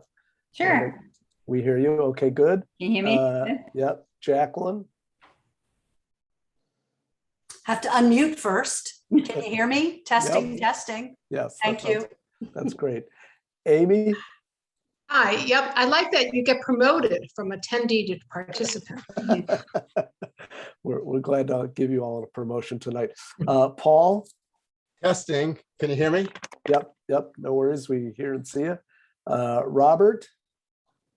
I am here. Good evening, everyone. Okay, thank you. Sydney, how are you? Just fine, Peter, and hopefully you can hear me. Yeah, we hear you fine. Marilyn? Hey, how are ya? Okay, good. And I hope I'm not mispronouncing your name, Tiquia? This is Tiquia. I'm trying to get my camera on. Can you hear me? Yep, we hear you fine. Okay, thank you, Tiquia. Let's see. So we're going to wait a few more minutes just to sort of review for you guys, and we'll say this in the forum itself, but we're going to start out with a bunch of questions that you'll have a minute to respond. You'll hear a ding when that minute is up, and so we ask you to finish up your last sentence. And then we'll do a series of those questions. And then in the last few minutes, we'll ask you some yes or no questions to respond to, thumbs up or thumbs down. Dawn Luedtke, first of all, did I say your name right? And can you say something so we know we can hear you? Yes, you didn't say my name right, but that's okay. Lots of people don't. So it's Dawn Luedtke. Luedtke, okay. I should know that, having met with somebody who's related to you in the past. Okay, so thank you, Dawn. I'm going to turn it over to Christy. I've been talking enough for tonight, so Christy, you're up. Yeah, so I'll be moderating this session for this forum. As Peter mentioned, we will go through the process like he mentioned. We will also be posting a copy of the question in the chat. So if you want to refer to that there, that would be great. If you need to look back to remember what I've asked. Peter, just let me know when you think we should actually get started.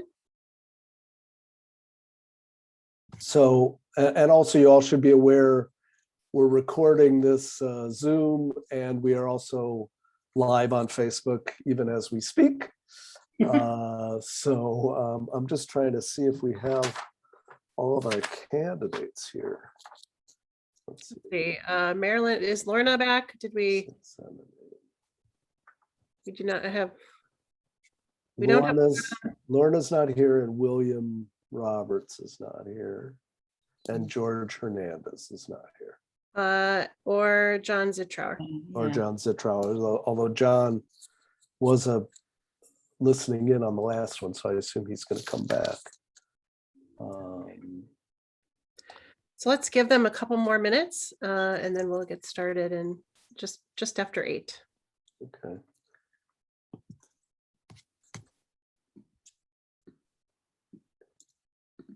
And I hope that the people who are listening in appreciate the fact that we have a lot of candidates and that we probably are not going to be able to get to your questions. I hope that the ones that we're asking serve as a proxy for those.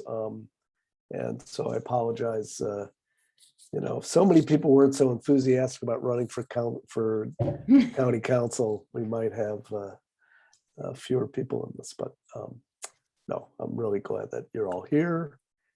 And I think we have all of our candidates. Okay, can we do a quick audio check with Lorna? Yes, I'm here. Sorry, I couldn't get back in. I don't know what happened. No problem. And George, can you try taking? Hello, mic check. Great. All right, wonderful.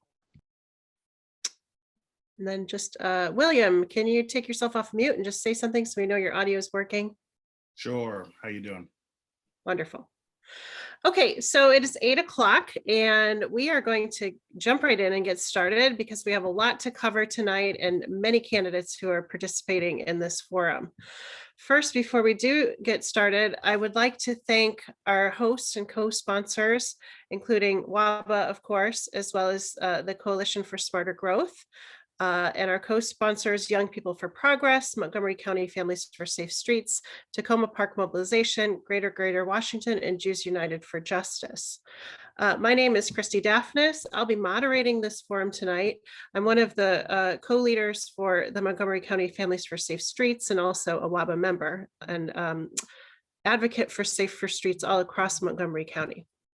So I'm going to quickly go over the structure for this forum. We will have a series of questions that will go through district by district in various orders, where you'll get 1 minute to respond to the question.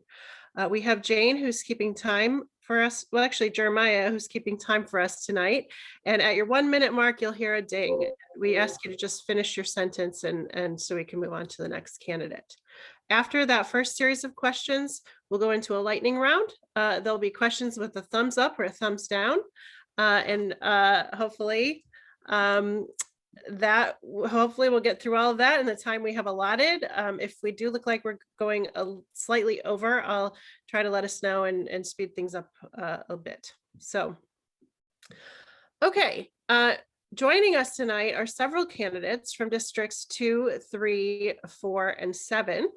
From District 2, we're joined by Marilyn Balcombe, Lorna Phillips Ford, William Roberts, George Hernandez.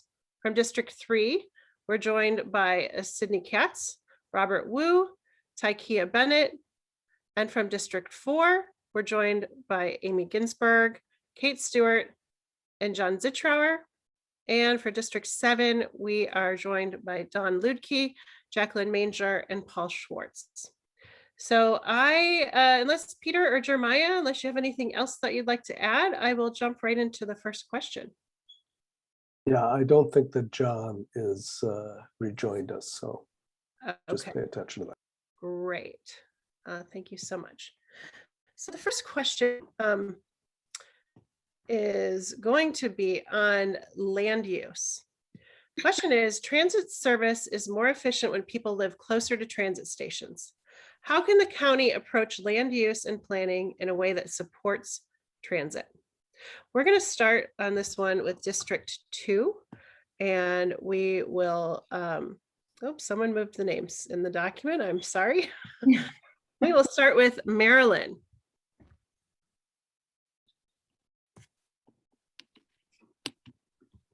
Good evening. Thank you for hosting and thank you for the questions. So the county's already pretty much committed to transit-oriented development, and I fully support that goal.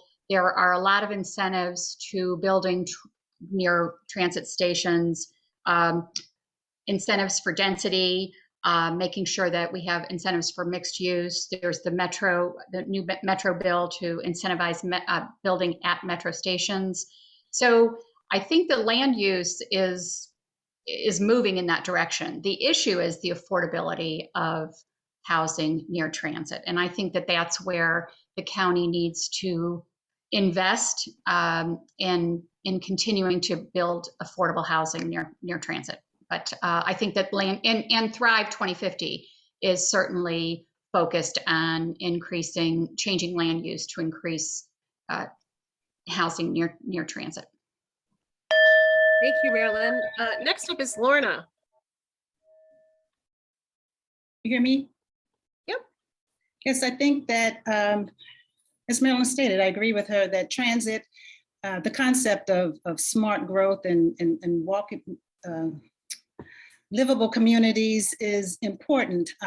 It's more of a challenge up county than it is down county, but I think if we are intentional about how we plan to use the space that we have and make sure that it's affordable and it's equitable in terms of who has access to live in those spaces, then we can do good things. Right now, we're not doing a good job of repurposing our empty lots and our vacant buildings. And I think if we do a better job with that, then we can boost our economy and have more people, be more inclusive with who is able to live and thrive in the communities where they work.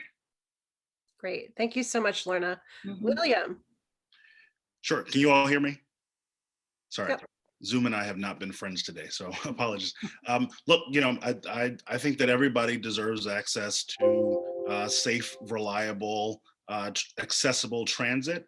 Totally agree with transit-oriented development and making sure that that continues to be a priority and that we show that it's a priority with our investment. But I also think we've got to work toward bringing transit closer to people where they live, right? Up county, we know that we have an incomplete transit network, and I'm sure we're going to talk tonight about why we need to invest in the bus rapid transit system on Route 355, for instance, completing some of our road network up county, particularly in the Clarksburg area where I live, for instance, so that we can complete the bus network, investing in the Quarter Cities Transit Way.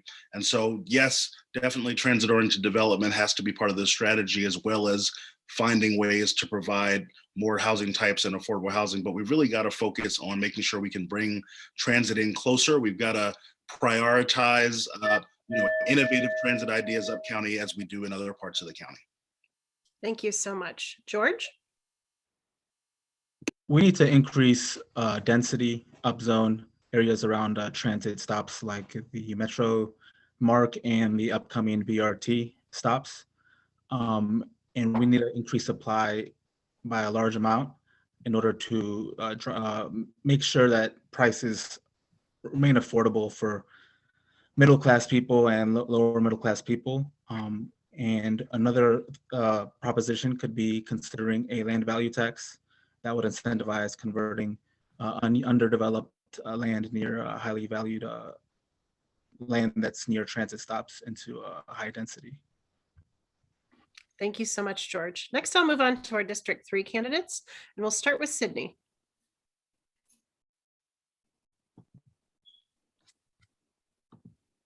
Thank you. I tell people we don't say hello anymore. We say, am I on mute? or you are on mute, and I was on mute, so I apologize. Obviously, the same question, is that correct? Correct. I am someone who is very supportive of the transit-oriented development. I was part of the group many years ago that was actually helped build transit-oriented development in the city of Gaithersburg, Kentlands, Lakelands, later King Farm, which is in the city of Rockville, followed as well, and other places. We actually rewrote zones. We worked together with the developers to figure out what's the best way and to bring a variety of housing types and commercial as well. It was easier said than done, but we did it. We went, and it was the first time, I believe, in Montgomery County, they had charrettes where we brought everyone to the table. The people that like the idea. Thank you. Thank you so much, Sydney. Let's move on to Rob. Thanks, Christy. And I, like Sydney, have a lot of experience in the city of Gaithersburg and kind of our progressive development. Really, when you're talking about growing housing around transit, it's really two things. It's either you're growing housing around transit that's already there, and so you're talking about incentivizing, you're talking about making sure that the zoning is appropriate, particularly for near-in transportation around high-capacity nodes, or you're talking about kind of what we have up here in Gaithersburg, is where you've got mixed-use communities that are planned around transit that aren't really there yet. And so it's one of our frustrations up here in particular with respect to getting funding, getting priorities. 355 BRT is one of our biggest priorities. We've just been told the CCT is possibly being diverted. And so there really needs to be a mindful approach and prioritization within the government in order to bring in transit that is appropriate for the transit-oriented communities that are being developed. And then finally, you need to make sure that the infrastructure that is already there is rationalized. And I think that folks that have used our bus services know that there are circuitous routes out there that really need to be rethought. We really need to think about connections for mixed modal transportation and things like that. Thank you. Thank you, Rob. Tiquia. Hello, can you hear me? Yes. Okay, so I think that the issue about having housing closer to transits and things like that, that's a really big issue and definitely needs to be discussed. But the one thing that we can do more right now today is have the better bus shelters. As a mom with children, it is dangerous going at the end of the neighborhood, standing right next to the street. There's no shelter, there's no anything. So when you have people in the community trying to use the metro systems and trying to, not have cars and, trying to do it the right way, it's hard because with your children and you're standing right next to the street, there's no, there's some spaces that have bus shelters, some don't. So if we can make those spaces suitable for families and people with children, or people with elderly people, or people who are in wheelchairs or whatever, make those shelters and things like that more suitable for them, more safer for them, I feel like it will benefit the community better as of right now. Thank you so much, Tiquia. We will move on to District 4. I just want to note that John Zittrauer has joined us. And since you were the last here, I'll let you go first, John. Thank you. Glad I was able to get in. So this is an issue that's really important to me personally. I am a Metro rider, a bus rider, and I am an MPDU renter. Without that moderately priced dwelling unit program, I obviously could not afford to live in this county, much less anywhere near transit. So the issue of more housing and more affordable housing near transit is very important. People that are in my economic level and making my income, there's no chance of us being able to afford to live near where we work and be able to get to work without housing that is close to transit. So rezoning, yes. More affordable housing, yes. Public housing, yes. Working with the HOC to make sure that people who have less are able to live and work in this area is crucial to me. Thank you. Thank you, John. Kate Stewart. Great. Well, thank you, everyone, for putting this on this evening. I see this as a three-pronged approach that we need. First, we need more housing near transit, and we need to preserve the housing that is affordable that we have now near transit. Second, we need to improve our infrastructure to ensure connectivity and addressing last mile issues. And third, we need more job creation in our communities and near our transit areas. Going back to building more housing and preserving affordable housing, I serve on the Metropolitan Washington Council of Governments board. I've been elected vice chair this year. That's a regional board of 24 different jurisdictions in the DMV area. In the last few years, we've been looking at housing targets to look at affordability, accessibility near transit areas, and we need to move on those plans. Infrastructure connectivity is so important. We need to make sure that people can get to transit and that in that last mile that they can get there, they can ride their bikes there in protected bike lanes and have lockers and other things. Thank you so much. Amy Ginsburg. As director of Friends of White Flint, this is exactly what I've been working on for the past 7 years. We need to make sure we are building all sorts of housing, attainable, affordable, and market rate housing near our transit centers. And we need to make sure we have high quality, good paying jobs in those centers so that we're creating places that encourage investment in both walkability, bikeability, and in our community life. So when we invest in all of our smart growth, transit-oriented development, we strengthen our economy so we have the money we need to build affordable housing, mitigate climate change, and address the growing income inequality. Thank you, Amy. We'll now move on to District 7 candidates, starting with Dawn Luedtke. Hi. So first off, I think that the important thing to remember when considering how zoning should be handled around where you're developing transit and increasing housing density is that you want to make sure for safety purposes that you're including mixed use properties, right? So you want to ensure that your community is going to have amenities that assist everyone who lives there, regardless of their income. And that includes vitality and vibrancy within the community, not just during peak rush hour times when commuters are using the public transit, but at other times too, so that that encourages extra walkability and safety and positive community feel. So that would include mixed use residential, commercial, and entertainment recreation development all around those transit hubs. With respect to the comments that some of the other folks raised about the existing important housing growth that's occurring to bring affordable housing to the area that's not quite yet connected to those proposed BRT lines, that's something we need to do a quick audit of and work on to push forward quickly. Thank you so much. Jacqueline Manger. Unmute. So first I'm going to say hello, thank you for having me. And second, I'm going to say, personally, I love everything that's been said before. But what I want to point out is that it's visionary and aspirational. And that I think the question is, how do we approach land use and planning, right? That supports transit and all of these great ideas. So I think we have to be pragmatic. We, as Sydney started to say before his 1 minute was off, we need to get all the stakeholders at the table. It has been done in the county in the past, and we need an 11-member county council that can work together to do that again. We are not going to get all of the stuff that's been discussed thus far unless everybody, including the business community, is at the table. You cannot build it and they will come. You have to entice them to build it, right? Like the new WMATA bill is good, building on top of the metro. It's not perfect, it's good. And using our few levers as the council in the zoning process and the planning process to entice people, that's really what we're gonna have to do and prioritize. Thank you. And last but not least, Paul Schwartz. Thank you. Saving the best for last. Appreciate it. First off, clearly, the affordable housing, new housing has to be done by the transportation hubs. And one of the key reasons for that is it cuts down on traffic congestion. So that's a big plus. However, it's got to be taken into consideration that one size does not fit all, especially in a geographically diverse district like District 7.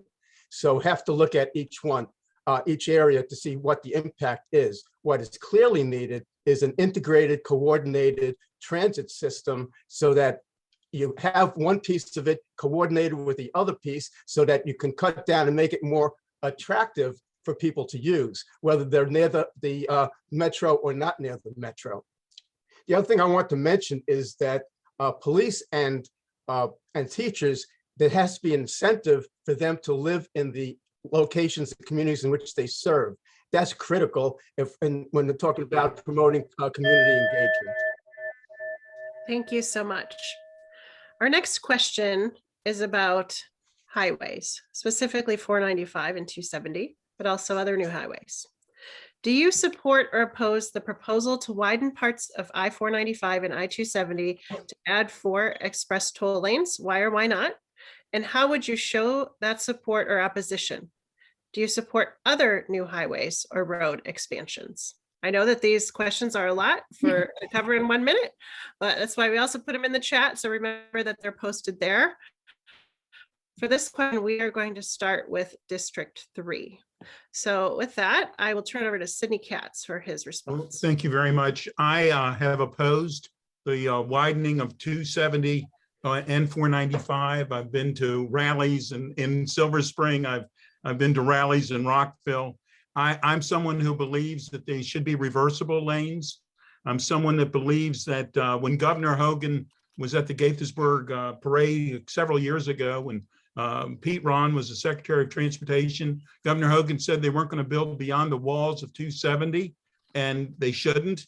And now they've certainly are coming back a little bit to that, but not enough to that. I think toll lanes are a huge concern. The only organization that wants someone to have congestion on 270 is the people that would get funds because of the tolls. And that means that they want it to be congested so that people would have for the tolls. And there's an additional expense because not only with the tolls, thank you. Thank you. Let's go to Tiquia next. Thank you. I do not support widening 270 or 495.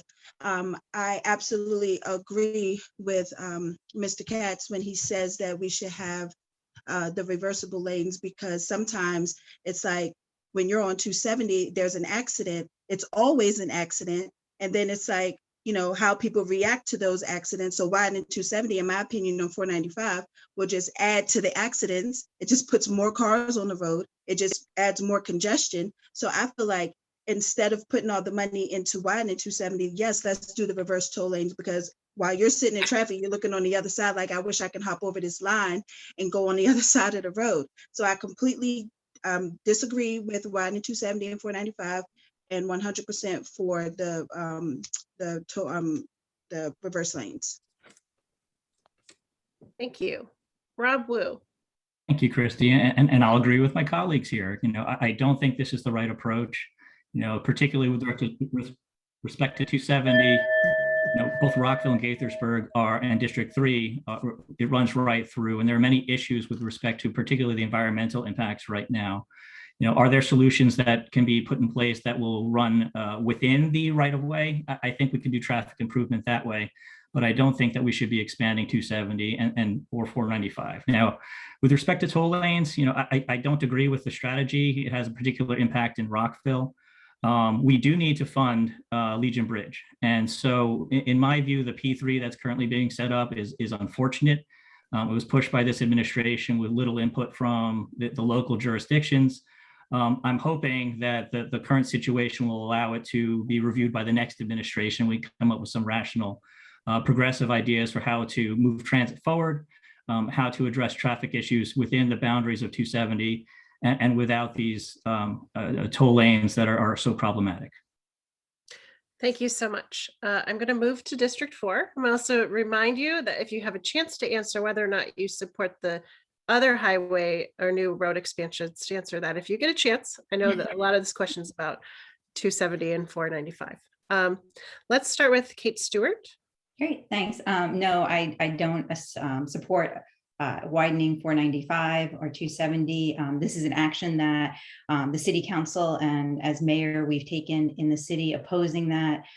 Moving forward, continue working with the groups that have been so active and so effective on opposing the expansion of 495. We definitely do that. To answer the question on do I support other new highways or roadways expansions?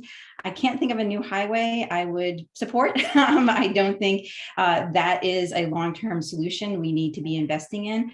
When it comes to other roadways expansions, I think we have to take a critical eye to that, look at, again, connectivity, and are we creating connectivity to transit? Are we making it safer for people? Are we helping to increase public transportation usage, accommodating BRT? Those are the types of things that I would look at more critically and possibly support in road expansion. Thank you. Amy Ginsburg. I think what we did is we asked the wrong questions. The state asked, how can we move more cars up and down 270 and along 495? When they needed to ask, how can we move more people up and down 270 and around 495? And the answer may very well not have been toll lanes. The reversible lanes is a good way to use the current roadway that we have, because we do have a traffic issue, but we need to make sure we are using buses, trains, and all sorts of multimodal transit to move those people around those roads, not toll lanes. Thank you, Amy. John. Hey, agreed. No, the toll lanes are a bad idea, and in many ways, I believe that they are a solution in search of a problem, because we don't even know, as we're just getting back to in-person work, how much traffic we're going to be responding to. So the idea that we're going to be responding to this future issue is kind of weird to me. And I would say if we're building walkable, bikeable communities and making clear paths for mass transit like BRT and increasing our infrastructure with regards to public transportation, new highways and roads in many ways become unnecessary. Also, with other new highways or road expansions, same as Kate, I'm having trouble thinking of one that I'm in heavy support of at this time. But on a case-by-case basis, it's something that we would look at. Obviously, there are people who are not near public transportation. The solution would be to build more public transportation. Thank you. Thank you, John. Dawn Luedtke. I have a really hard time buying into supporting a pet project of a governor who canceled the red line. I just do. That was already way further down the pike with a lot more investment in it and the realization of it. And to push everything into this project in Montgomery County and expanding 270 and the toll lanes, which is inequitable, having these paid for express toll lanes. I can't really get behind that. Whether it comes to fruition or not is still a long ways off, right? I don't want to be a Debbie Downer about the state's procurement system, but it's going to take a hot minute. By the time it would ever be developed, it would be obsolete. So it would be a much better investment of time and collaboration between the state and the county to invest funds in actually executing the BRT plan that was proposed back in 1993 as the way to go, and for the plans that were done in 2013 and get all of those different corridors. Thank you, Dawn. Let's go to Paul Schwartz next. Definitely, I'm against the widening of 270 and 495 because the increase in traffic that's going to be accommodated, they have to actually exit also. And they have to exit off of Georgia Avenue and 355 and New Hampshire Avenue and Colesville Road. And that causes more congestion where we live. So definitely the money would be better spent in public transportation. Also, I do agree also with the reversible lanes, makes a lot of sense. The other thing is when you have private sector responsible for collecting the tolls, they'll look for one thing only as profit. So I'm a lot uncomfortable with the fact that Hogan handed it over to a private sector in order to manage the roadway. So for that alone, I don't think it's a good idea. So when you have to accommodate more traffic, it creates more traffic. Thank you. Thank you, Paul. Jacqueline. Oh, you're on mute. You don't read lips, Christy? So I'll start at the end. No new highways or road expansions. It just is so, it's in complete opposite to everything I think that we're all agreeing is the direction we want to go, right? Is a transit-oriented community with new development around transit corridors. Politics aside about what's happening or not going to happen with 270, what I would like to see, because we won't be the only voices controlling it, is so reversible lanes, yes. No widening of 495 under any circumstance. If 270 may have some room in the right of way to widen, but I would rather work with partners to say, why aren't we using reversible lanes? And why aren't we, if there's any capacity to add a lane anywhere, I would say not for cars, dedicated for buses. I mean, we're looking at bus rapid transit within our own county on roads like 355. We still can't figure that out here. But imagine if there was actually buses on lanes of highways, how much faster we would move people, right? Thank you, Jacqueline. Let's move on to District 2, and let's start this time with George Hernandez. I currently oppose the widening of I-495 and I-270. I do support reversible lanes, and the reason I oppose it is primarily because of environmental concerns. And I also oppose the M83.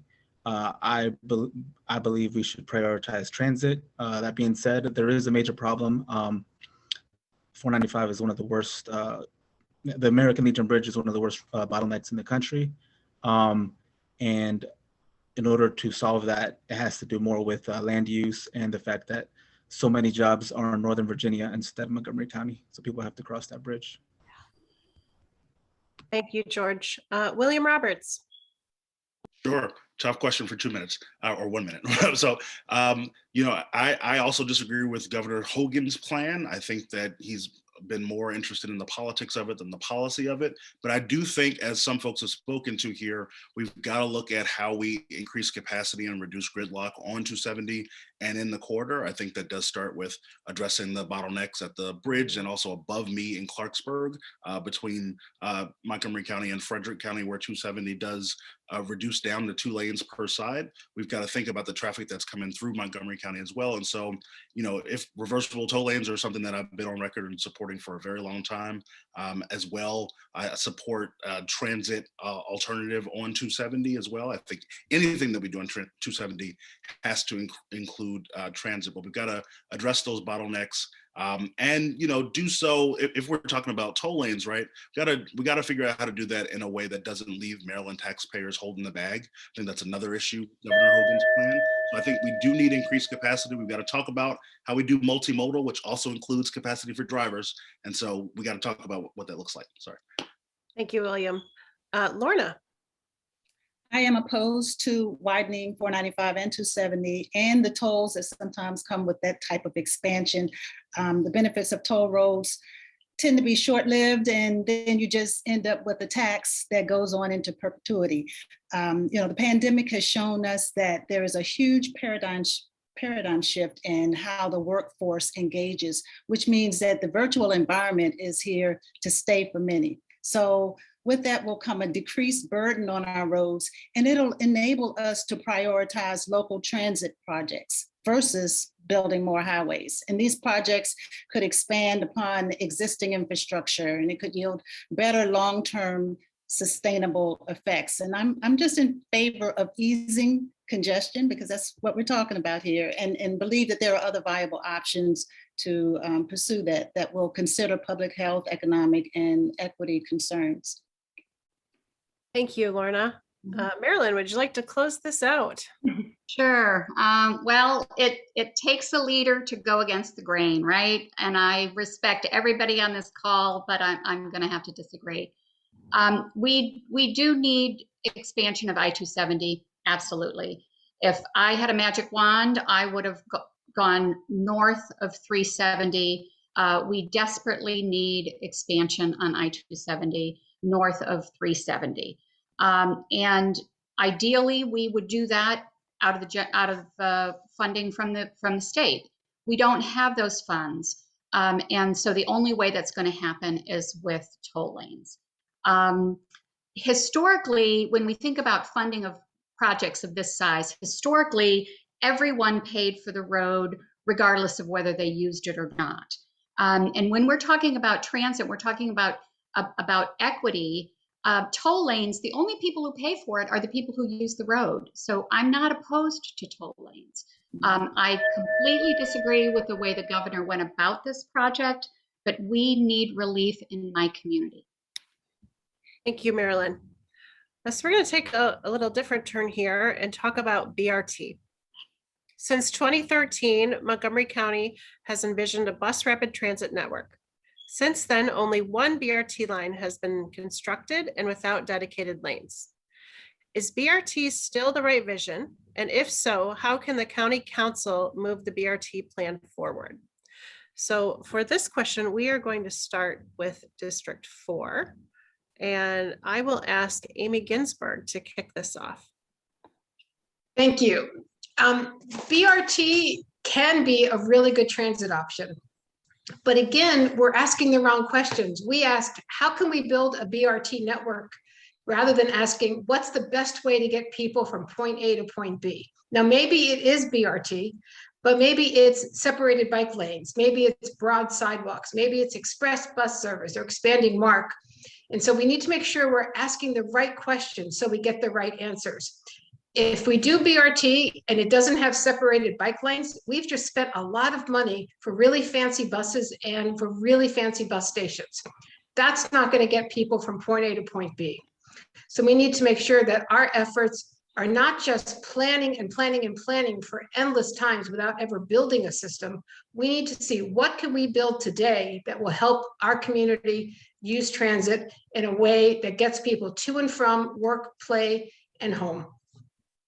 Thank you, Amy. Just one clarification. I think you said separated bike lanes. Did you mean separated bus lanes? No, I meant bike lanes. We need to look at all the solutions. Thank you. Kate Stewart. Hey, thanks. I still think and believe that BRT is the right vision and we need to move forward with it. And we also need to look at, again, as I mentioned before, connectivity. How are we getting people to our transit, to BRT, so that they can get to the places where they live, where they work, their doctor's appointments, shopping, all of those things. We need to make sure we have sidewalks. As I think someone mentioned before, bus shelters are a huge issue as well, because we have to make it that people want to take BRT. And that's a very important piece of all this. How are we going to move it forward? We're going to prioritize it in the capital budget. The county exec has it recommended in the 6-year capital budget to fund some of the BRT projects we have moving now. We need to make sure that that stays in there. We need to advocate at the state level, SHA, and make sure that we're working with our state delegation, something I've done closely as the mayor of Tacoma Park over the last few years. And the third area here is federal money and making sure we get the Federal Transit Administration Capital Investment Grant money. Thank you, Kate. John. Hey, yes, BRT, I believe, is a right vision. I don't know if there's any singular right vision, but it's definitely one of them. And I don't think it works at all without dedicated lanes. I believe that without dedicated lanes, we might as well take the word rapid out of its title because it just won't work. As far as how to move forward with it, I believe really in this county, if we prioritize something, we tend to get it done. So it's if it's in the budget and if it's a central piece of the budget, it all has to do with like who we're prioritizing. Because if we are prioritizing the lower income people like myself who do ride the bus and need it to get around, then we're going to see it get done. So it takes political willpower essentially just to make something like this a reality. And I believe we should do it. Thank you, John. Don Luedtke. So I think if I take a look at the master plan for the BRT, and I think about the issues that we currently have, starting with the most densely populated areas and moving outward, and rather than focusing on the completion of one line, as we did on the Route 29 corridor, and then the next line and all the way from start to finish, if we work in parallel with implementation from the most densely populated areas outward that already connect to public transit and other forms of transit, then that's where our priorities should be. The other thing is that when I think about the question related to dedicated bus lanes, which would be ideal, right? But I don't want perfection to be the enemy of the good, so that if you can't get a dedicated bus lane right away, that shouldn't be something that hinders the progress of getting the work done. And maybe it's that it's dedicated for certain hours of the day during the highest volume transit and highest ridership, right? And then you don't have to always have it, but you don't want to have that be an obstruction. Thank you, Dawn. Jacqueline. So yes, BRT is, I would say, part of the right vision. I appreciate John saying, right, we ask all these questions in a very like siloed way. It's part of the toolkit, and I think it is really important. And I'd like to add sort of another equity issue that I'm kind of thinking about is, look, we're not going to run WMATA out into other areas of our great county. It's not going to happen, right? It's way too expensive. But bus rapid transit can go to places that are way underserved in our county.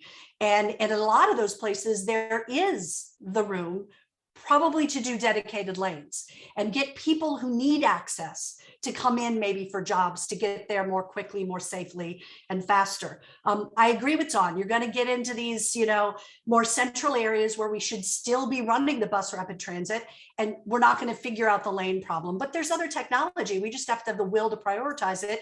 There's signaling. There is, yes, deciding at certain parts. It's like reverse lanes on the highway. We decide part of 355 close in is only the bus between these 2 hours. Sorry, that's how it works. Thank you, Jacqueline. Paul Schwartz. Yes, the BRT is a critical component of that integrated transportation network that I had mentioned in question number 1. It's a critical component, and whatever we can do to at least get it moving a little bit further along is critical.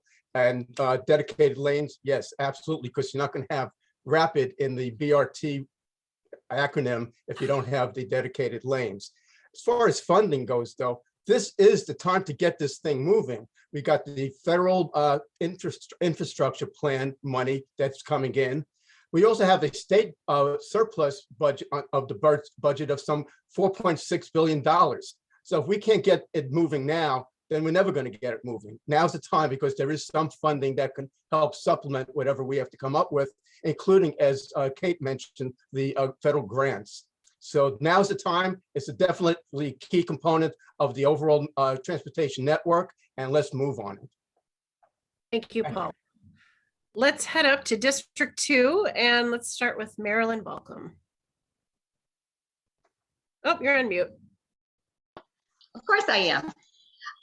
So yes, BRT is absolutely a very critical part of the equation. I was actually on the initial BRT task force back in 2015. That was the genesis of this BRT system. And of course, I've been an advocate of the Quarter Cities Transitway, which is the gold standard BRT for the past 15, 16 years. So absolutely.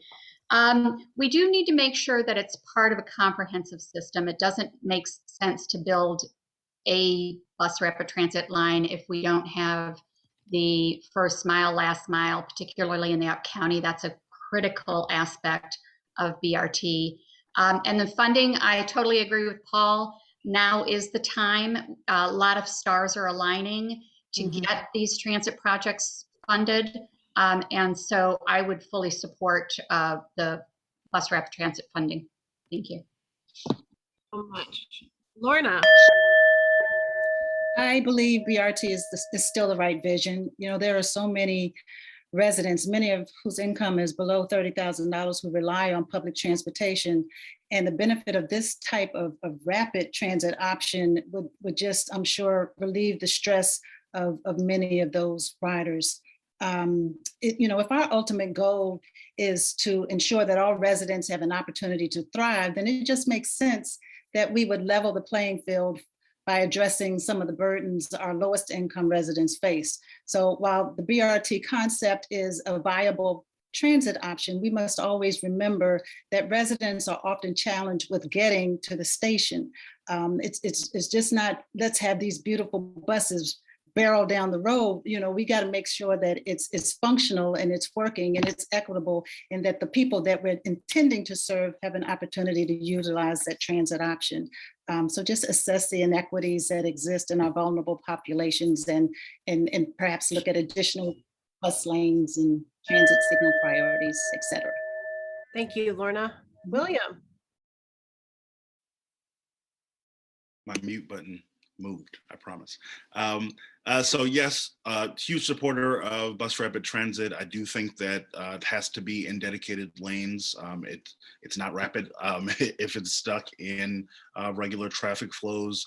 I think one of the things we haven't talked about, although yes, we definitely have to seize the moment with the federal funds and state funds coming, but where our bus rapid transit network, which we do need to complete the network, coincides with some state roads and state issues. We've got to make sure we're working with our delegation to sort of smooth those out, because it's an imperative, right, to connect up our communities to make sure that folks have access to affordable, reliable transit. And in our area in the Up County, one of the most utilized bus routes, I think right on bus route 355, is in that same corridor. And so we know that there's hunger and need there, but we also know that BRT, both as an equity issue, a community connectivity issue, is also an economic issue. And so to grow jobs and have them located in the Up County, we need people to have reliable transit. Thank you, William. George.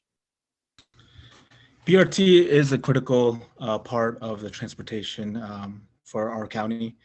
And in order for people to give up their vehicles, the BRT needs to be compelling. And for it to be compelling, it needs to have dedicated lanes, including through Gaithersburg for the 355 BRT.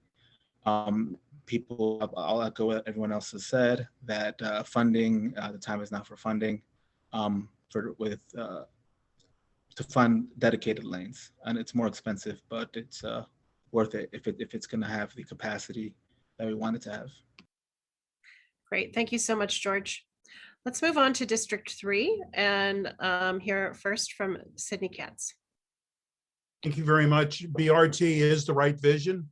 As those who have a little bit of a memory on this, when the Carter Cities Transitway first started, it was supposed to be light rail. It was described as a trackless trolley, and of course it changed. It changed course. It's changed right of way. It's changed from being a state project to a county project to a no project back to a county project, and that's what it needs to be. And though I do want to say, with where the Carter Cities Transitway, which is now BRT, well, it does need to have its alignment changed. I believe it should go down Shitty Grove Road rather than through the King Farm. I believe it would certainly pick up more development. I think King Farm would be more than happy to have that happen. We also have to look at dedicated lanes, as others have mentioned. If you're gonna get from A to B, you have to do it so it's efficient and effective. Thank you. Thank you, Sydney. Rob Wu. Thanks, Christy. Yes, I support BRT, and in District 3 in particular, the 355 BRT has been mentioned, as well as the Veers Mill BRT. These are very important projects for District 3, not just to move people around, but having high capacity transit nodes in the district and elsewhere in the county allows for the increase in development. It allows for kind of densification around ways to live and get around without cars. And so I think it's very important for the direction that the county is going. We recently received a presentation, however, with respect to the county's vision, and it seems that it's tied to the $180 million that is coming from the I-270 project, which I think is the wrong way of thinking about it. And I think it's a failure in leadership. I think we need to think about honest ways to fund it. As Paul had mentioned, we need to hunt down all the money that we can from various sources, but I also think that we need to think about a dedicated funding source. And so one example of that is the Northern Virginia funding model, where they actually have a district that allows for taxation that then funds these projects consistently. And then, Thank you so much, Rob. Tiquia. Yes, I 100% agree that we absolutely need to make sure that the BRT is part of the plan. Now, I also want to make sure that when we're talking about rapid transit, we are not just thinking about the buses. We have to think about it as a whole. It's a part of the whole pie. Remember, people ride bikes, they also skate, they also ride skateboards and things like that. So widening sidewalks and walkways, that'll be a way to help move people where they gotta go and how they travel. So for the past 25 years, I've been dedicated to my community and safety and helping people grow and develop. And I feel like if we keep this at the top of the list and hold that dedication to the people in the community and how we move forward and what we do, I feel like it can absolutely get done. I feel like if we dedicate money to what we can do today and get the things that we can do today, and then absolutely plan and focus on the things that we can do in the future, that way we're growing and developing each and every day. Thank you so much, Tiquia. The next question that we'll field is on the protected bike lane network, which is particularly important to WABA. Recently, the Washington Area Bicyclist Association has proposed that the county fund the construction of bikeable, walkable networks in 4 equity focus areas of the county. These are Wheaton, White Oak, Langley Park, and downtown Silver Spring. So the question is, do you support this $110 million proposal, which will also help achieve the county's climate and Vision Zero goals over the next 6 years? And what else do you think the county council can do in the next term to make walking and biking safer and to help increase the biking and walking transit mode shares? So for this question, we're going to start with responses from District 7 candidates. And let's start this time with Paul Schwartz. Public safety is the most important responsibility of government. If we can't do that, then let's close shop, right? So yes, I think the 110 million needs to be spent. We have it. We need to come up with it somehow. I looked at Vision Zero and my reaction was, duh, we're not doing this. We're not doing audits of high risk locations and then taking steps to make it low risk. I mean, that's what we're supposed to do. So yeah, we need more lights, we need more cameras, we need more action, actually redesign some of these locations. It's an investment that we have to make. And whether it's only 110 million for those, it covers the whole county. We have to make sure that our bicycle paths and our walking paths are safe for people. Too many people are dying by getting hit by cars. We have to do something. And that's the first step because those 4 locations are critical areas. Thank you, Paul. Jacqueline. So yes, I, not just because it's near and dear to your heart and you sponsored this transportation forum, do I support this. Look, this 110 million is a small part of a $6-point-something billion budget. And if I could be misremembering, I've gotten wonky and researched a lot lately.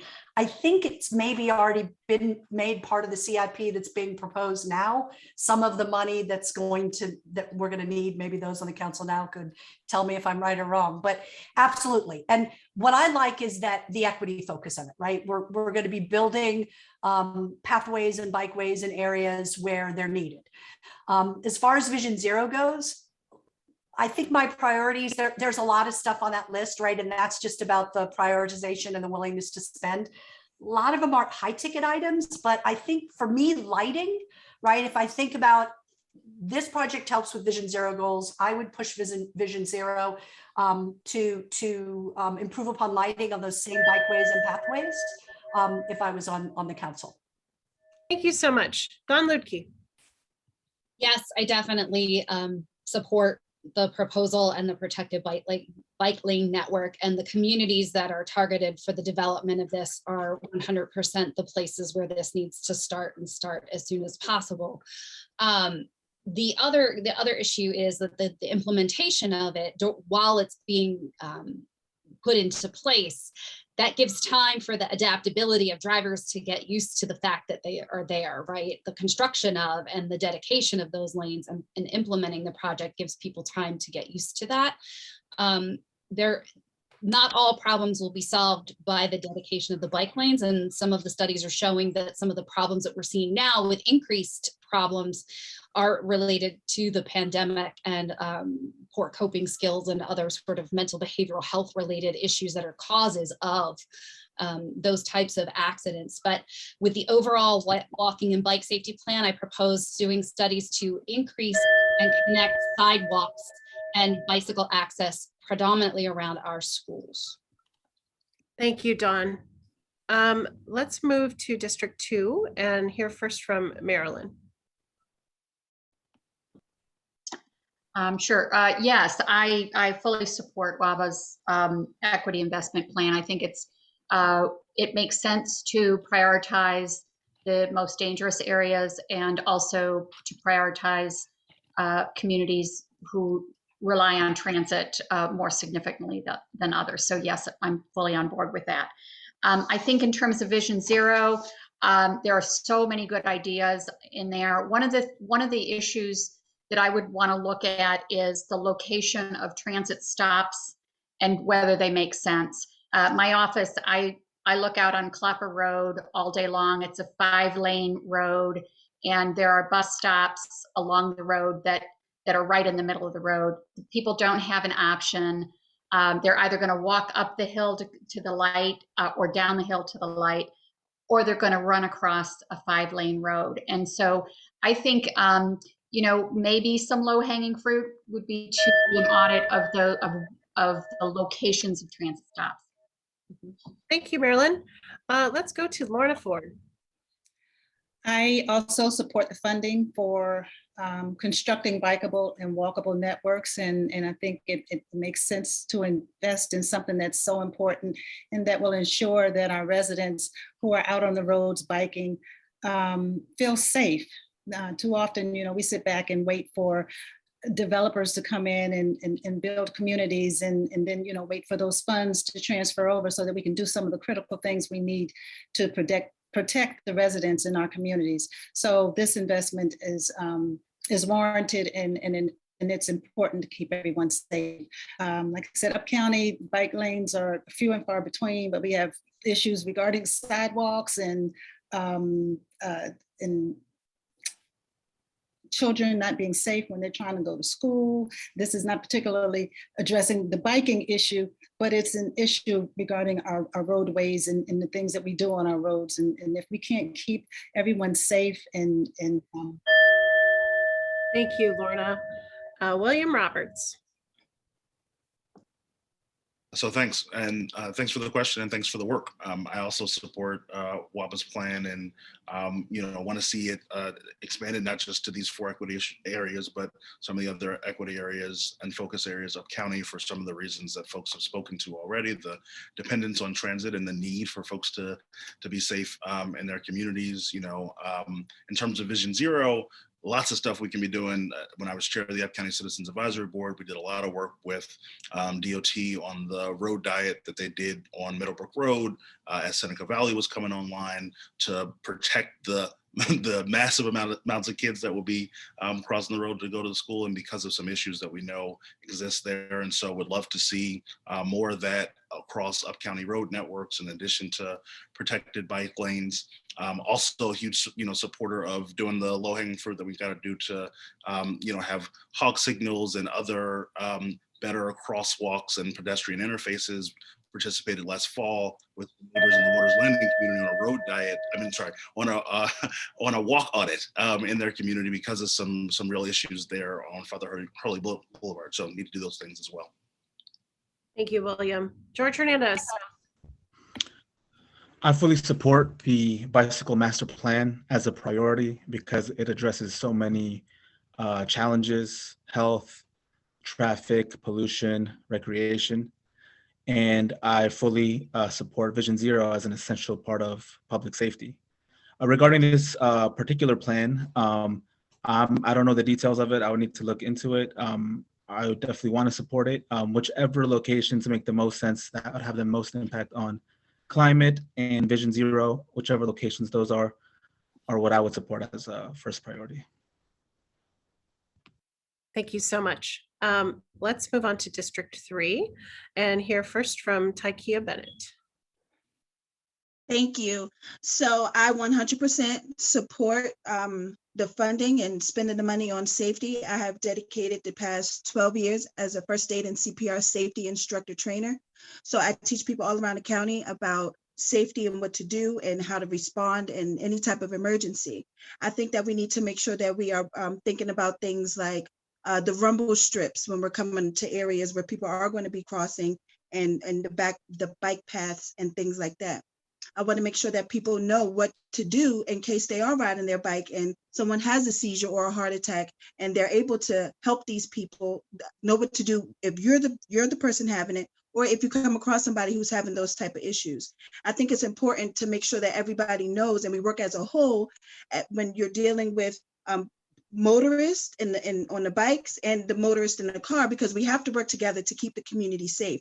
And if everybody was on the same page as to what to do to prevent the emergencies and what to do if it does happen. Thank you, Tiquia. Rob Wu.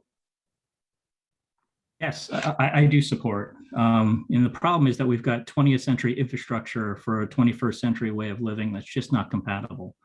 And so I support Vision Zero in the city of Gaithersburg. We adopted complete streets. We need to ensure for not only quality of life, but for public safety reasons. And so the focus on equity areas, I think, is absolutely spot on, because folks in underserved communities don't necessarily have cars, and they have to have ways to get around safely. You know, in the city of Gaithersburg, this has been a focus of mine since before I even got on the council. When I first came on the council, it was actually illegal to ride your bicycle on sidewalks. And so I drafted and had passed an ordinance that allowed it to folks to ride bikes on sidewalks. And we've been pushing ever since for the building out of safe networks within the city. What we do need is better connectivity with Rockville and with respect to the county areas. That's something that I was working with early on with Delegate Polakovich Carr. I think we need to dedicate resources to the way we want to live in the future. Thank you, Rob. Sydney. Thank you very much. I am supportive as well. As I mentioned earlier in the first, I think it was the first question, that I've been to Silver Spring. The equity focus areas are certainly something that, though they are not part of District 3, they are part of Montgomery County, and we are one county. We need to work together to make certain that we remain one county. I do agree that we need to work with 90% of District 3 or the municipalities of Rockville and Gaithersburg. We need to make certain that air connectivity works with Rockville and Gaithersburg and the rest of the county. I think we cannot afford not to do what Vision Zero is asking. Christy, I love hearing you speak, but it would be just fine with me if we never went to another event where you had to speak about someone who had lost their life. We need to make certain that we stop. I don't like the name Vision Zero. I always start by saying that. I believe we should have our eyes wide open what we're doing. However, I believe we need, I need to stop. Thank you. Thank you, Sydney. Let's move to District 4, and let's start with John this time. Sure, thanks. I think one of the central themes of public policy should be let's not let people die. I think that's fairly common sense. And I think Vision Zero works to achieve that. And in doing so, I fully support the bikeable, walkable networks, especially in those equity areas. I believe that we need not just bike lanes, but protected bike lanes. And I think if you want to go further, if we want walkable areas, then we need sidewalks where there are none. There are too many areas in this county that are not safe for pedestrians because I have to walk on the street just to get anywhere. And so I would say going further than just bike lanes and protected bike lanes, we need to make sure our areas are walkable, and that includes sidewalks. Thank you, John. Kate. Thank you. Yes, I support the proposal. So much has been said already, and I just want to thank WABA for their work on the 4 equity areas. And, if we look at this newly formed District 4, whether you're in North Bethesda or downtown Silver Spring, we are the district in Montgomery County that has the busiest pedestrian intersections. And the fact that 2 of these equity areas in Langley Park and Silver Spring are in District 4 is really important, and I fully support this. How are we going to move Vision Zero forward? In District 4, a lot of the issues are because of state highway. So we're going to have to work with our partners at the county level and at the state level to move state highway on many of these issues. It's antiquated. It has a vision of moving cars, not making it safer for people and bicyclists. The other thing is we have to have more accountability, and accountability isn't necessarily a bad thing. It could be a good thing. And right now our Vision Zero coordinator works directly for our county exec, is directed by our county exec, and is sort of separate from our Department of Transportation. We need to have that Vision Zero person more connected to our Department of Transportation, so we have someone to hold accountable. Thank you, Kate. And last but not least, Amy. Yes, absolutely. I support this proposal, but we can't just stop in these equity focus areas. We need to make sure our entire county is walkable and bikeable. Whether we need to put roads on road diets, working with SHA. I've been working with SHA for 7 years. It took 9 months to get one big button changed to automatic. So I'm very aware of the dilemmas there. But we need to make sure that Vision Zero is not just a slogan, which is what it's been really for the past few years. We need to make sure we are actually making pedestrians safer, we're making cyclists safer, and we're making it possible for kids to walk to school. When we create these bikeable, walkable neighborhoods and a network that brings the whole county together, we create places that are vibrant and exciting and provide a great quality of life. Thank you so much. So we have one more question in our 1 minute round. And then after that question, we'll move into our lightning round. Looks like we might go a few minutes over. So hopefully you'll all be able to stay with us.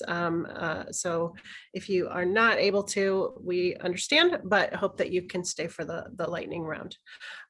Before I go into the next question, I think it would be great if Peter or Jeremiah could post the WABA equity plan and the link to that in the chat, just so that attendees and others have access to it. I think that would be great.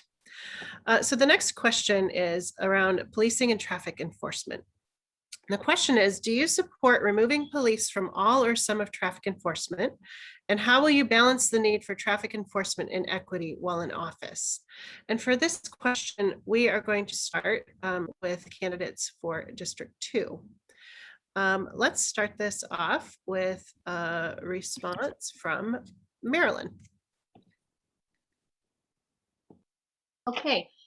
So yeah, I think that we need to look at this from an equity lens. We know that there are many more racially biased stops, traffic stops that just don't need to take place. So I would want to focus on technology, red light cameras, speed cameras. I think we can take a lot of interaction out of these routine traffic stops.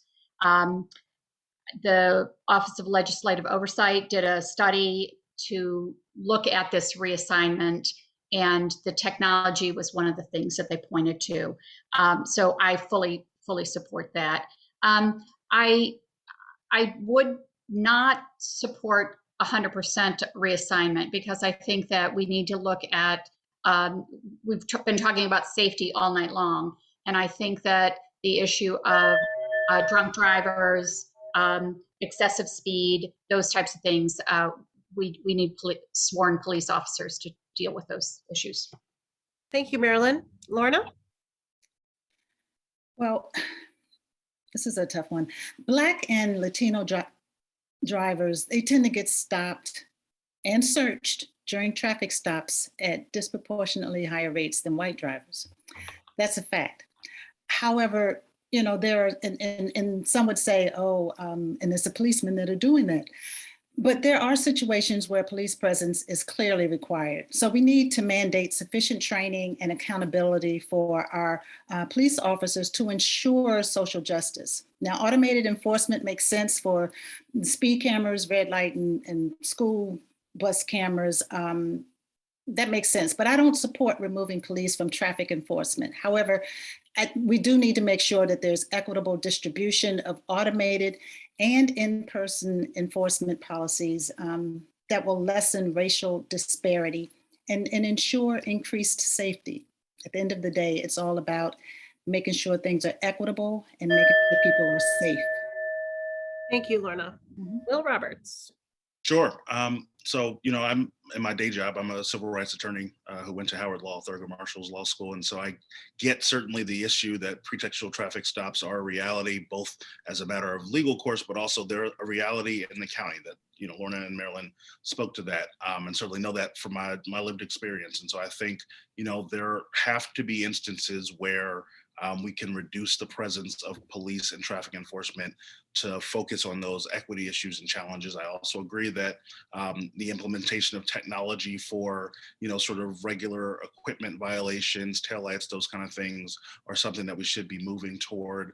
And it is a safety issue, not just, from the standpoint of making sure that folks, don't end up in a worse situation than they might have been in because of a pretextual traffic stop, but it's also a safety issue, right? When you have police officers pulling over drivers for taillights on dark roads, when we know that that's the way, unfortunately, it's a high rate of injury and death for police officers in traffic stops. So the safety issue for drivers and officers, but it's also an equity issue that I think we need to deal with, and we need to keep enforcement up for some of those dangerous issues, drunk driving and the like. Thank you, William. George. I'll echo what has been said already. I believe the answer is police training. I believe that police definitely still have a role in traffic enforcement, particularly those things that are not easy to automate, such as speed, running red lights, or running past stopped buses, like drunk driving, aggressive driving. There's still a role for police. They just need to be trained, anti-bias training. Thank you, George. Sydney. Thank you. First off, we have to change the state law. Right now, the state law says that in order for traffic enforcement to be done, it has to be done by a sworn officer. I'm obviously, all of us are concerned about equitable treatment, and we need to be certain that everyone is being treated in a fair manner. And we have to be concerned if the state law were to change, the person that would be stopping those cars have to be safe as well. And right now, for someone that is being pulled over with a DWI, obviously that puts the police officer or whoever in great harm's way. In many cases, we have had police officers recently, when they've stopped a car, someone jumps out and starts shooting at them. We can't have that for a police officer or anyone else. So I believe that technology is an answer. We have in many cases reduced up. Thank you. Thank you, Sydney. Rob Wu. Thank you, Christy. Yeah, I certainly support law enforcement officers enforcing the law as a matter of public safety. And they play a critical role there. I think that automation is a good way of moving away kind of the minor infractions. And so in the city of Gaithersburg, we use traffic speed cameras. And I think that's a great way of doing things.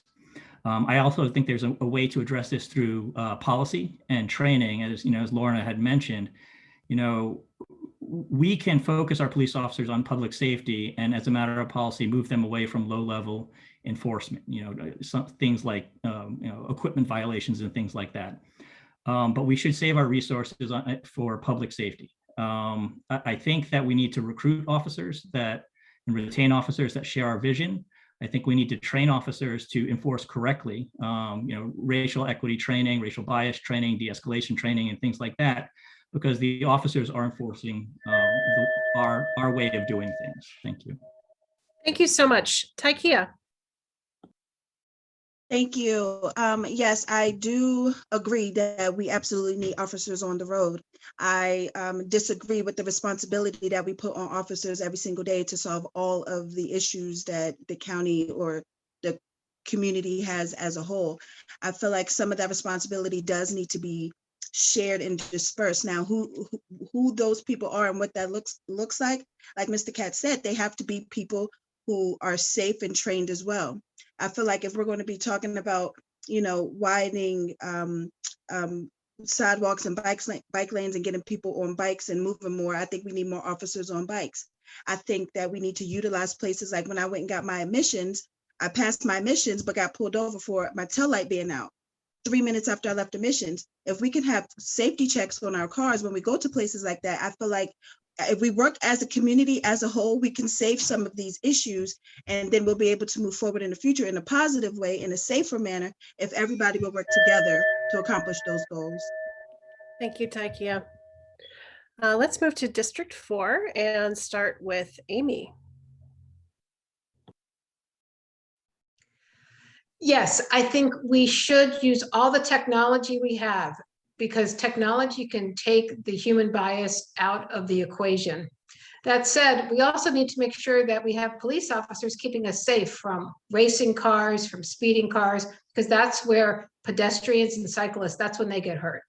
And so we can't take police totally out of it.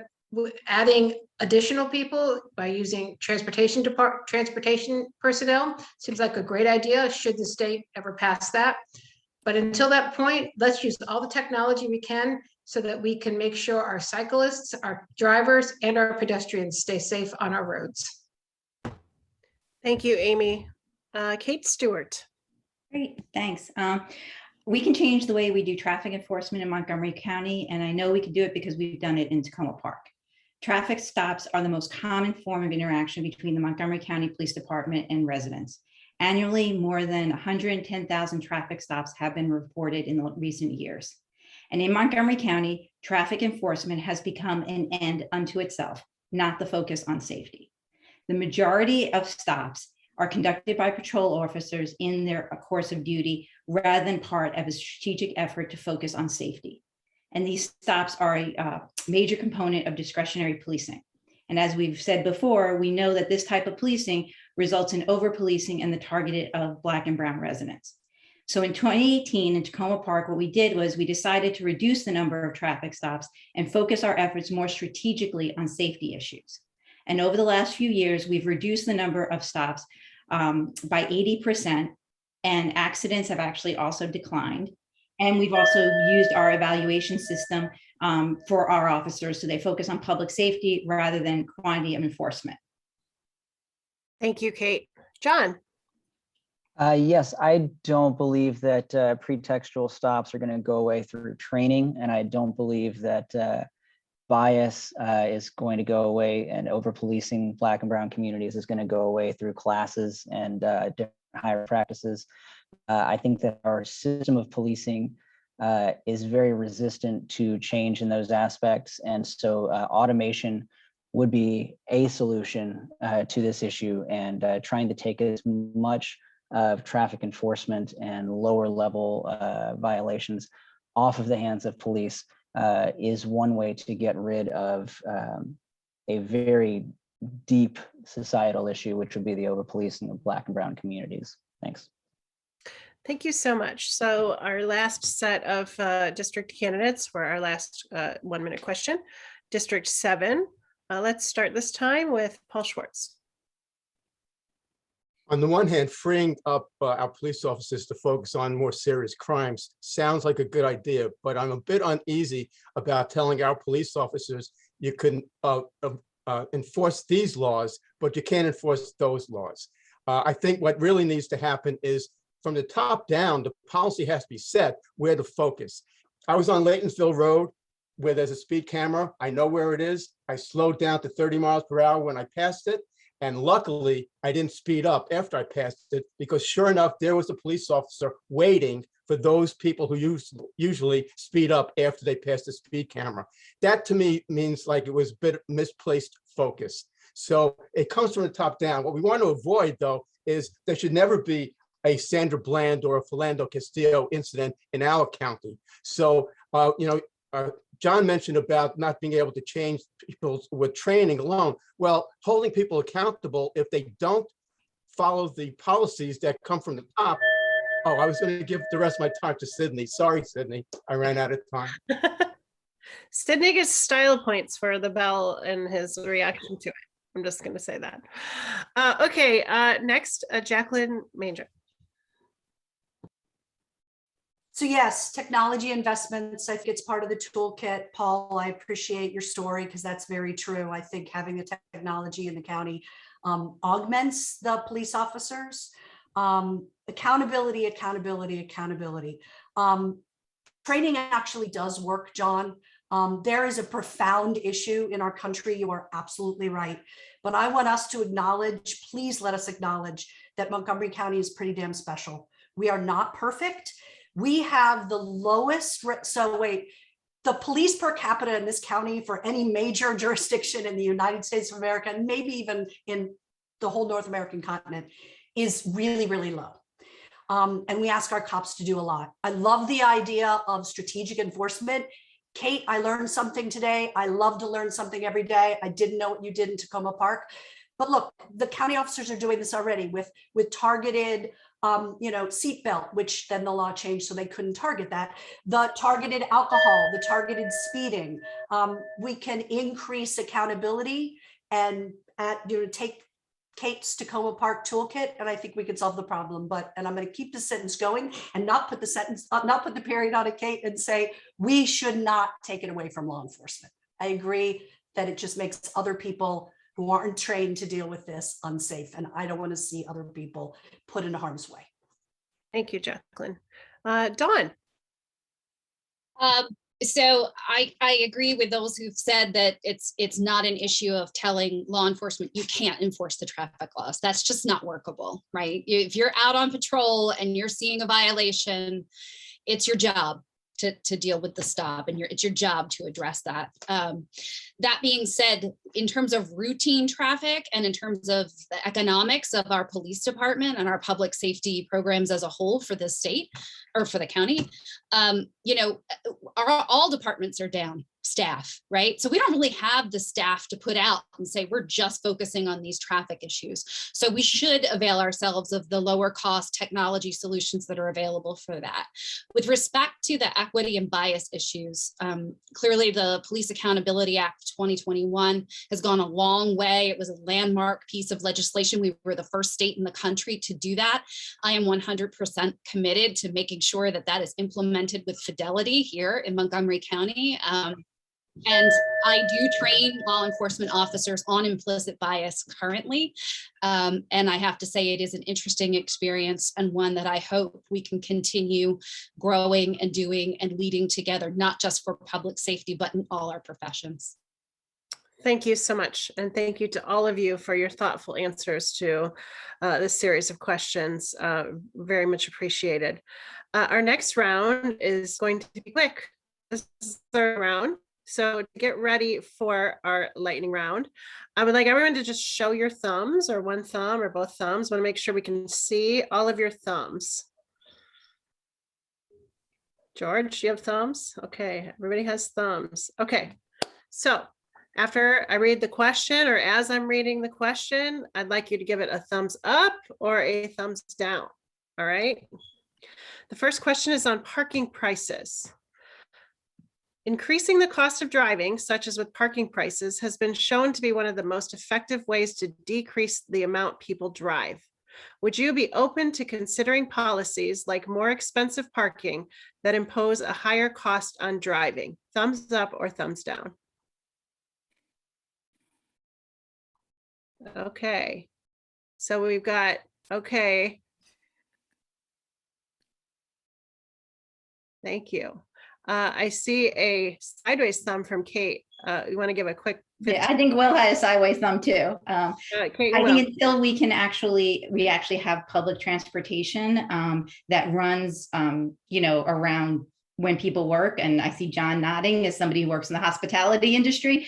What happens if you are, a bartender or, wait tables or other things, and public transportation isn't available to you when you get off from work? We had this issue when WMATA, cut back on service. And so I think if we could take that into consideration and equity considerations when we're putting this policy in place, then I would be a thumbs up. But the way the question is worded now, I hesitate to put my support fully behind it. Likewise, same reason. Be quick. We got a lot of folks in the service sector up county, and I don't want to tighten things on them if they don't have also access to great transit network. So if we get the transit, I'm with you. Thank you. Next question is on free fares. Ride-on fares have been free since March 2020 for 2 years now. Do you support making ride-on permanently free for all riders? Can't see your thumb, Lorna. Looks like a thumbs up. Okay, that's a unanimous thumbs up and many double thumbs up. Great. Next question is on streeteries. The county has set up outdoor dining areas in Bethesda and Wheaton on a pilot basis where streets have been closed and tables have been set up on the streets. Should the county make these streeteries a permanent feature, which would encourage restaurants to make significant investments in these areas? And should the county encourage setting these up in other areas of the county? So that is a unanimous yes. Great. Thank you so much. Next question, bus lanes. Dedicated bus-only lanes improve travel reliability for riders by making sure buses don't get stuck in traffic. The Flash BRT on Colesville Road does not have dedicated lanes. Would you support converting a general purpose lane to a dedicated bus lane for Colesville or other state highways? I understand Colesville is not necessarily in your district, but let's answer it as if you're answering for a highway in your district, removing or repurposing a general lane. Okay, we got a thumbs down from Lorna. And Amy and Marilyn have sideways thumbs. George, were you a thumbs up or a thumbs down? Thumbs up, okay. Amy, do you want to elaborate quickly? Yes, I think we need dedicated lanes, but I don't think we need to take away a lane of traffic to do it. Okay. Marilyn or Rob, did you want to add to that? A sideways Sure. thumb? Since we can do sideways thumbs, yeah, I mean, this is an issue we're Yeah. confronting with I 355 was supposed to make BRT right now. I'm making up my own rules, so I It's guess that's what okay. I get to do. Yeah, I mean, so you'll have to do a traffic study to see if it works. And so there's parts of the 355 BRT in Gaithersburg where dedicated lanes certainly work, and there's others where it doesn't. And if you can shift it to, if you can take away a lane and still let the traffic flow work, then I think it's supportable. Great. Anything to add to that, Marilyn? Great, thank you. I just want to say time of day might be a factor that has to be factored in as well.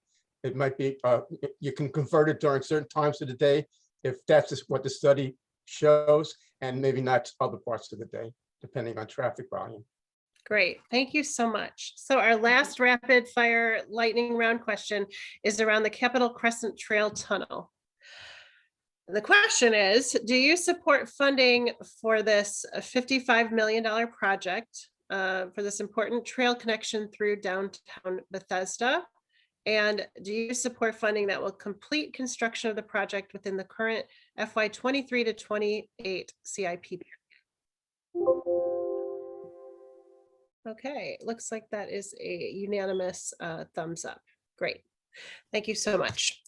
So unfortunately tonight we have many candidates and we don't have time to allow for closing statements, but I would encourage all the participants and attendees on the line tonight to go to each of the candidates' websites, check out their materials online, and reach out to them should you want to discuss any of these issues further. I want to remind everyone that the primary election is June 28th and that early voting begins on June 16th and runs through June 23rd. So please get out to vote and encourage your neighbors to get out to vote in that primary election. Again, the election is June 28th. Early voting is from June 16th through June 23rd. With that, I would like to just hand it over to Peter to close this out here and thank our sponsors and our co-hosts.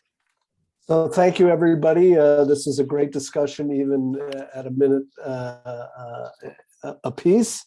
I want to thank our co-host, Coalition for Smarter Growth, Jane Lyon in particular. We would not have been able to set these forums up without her efforts.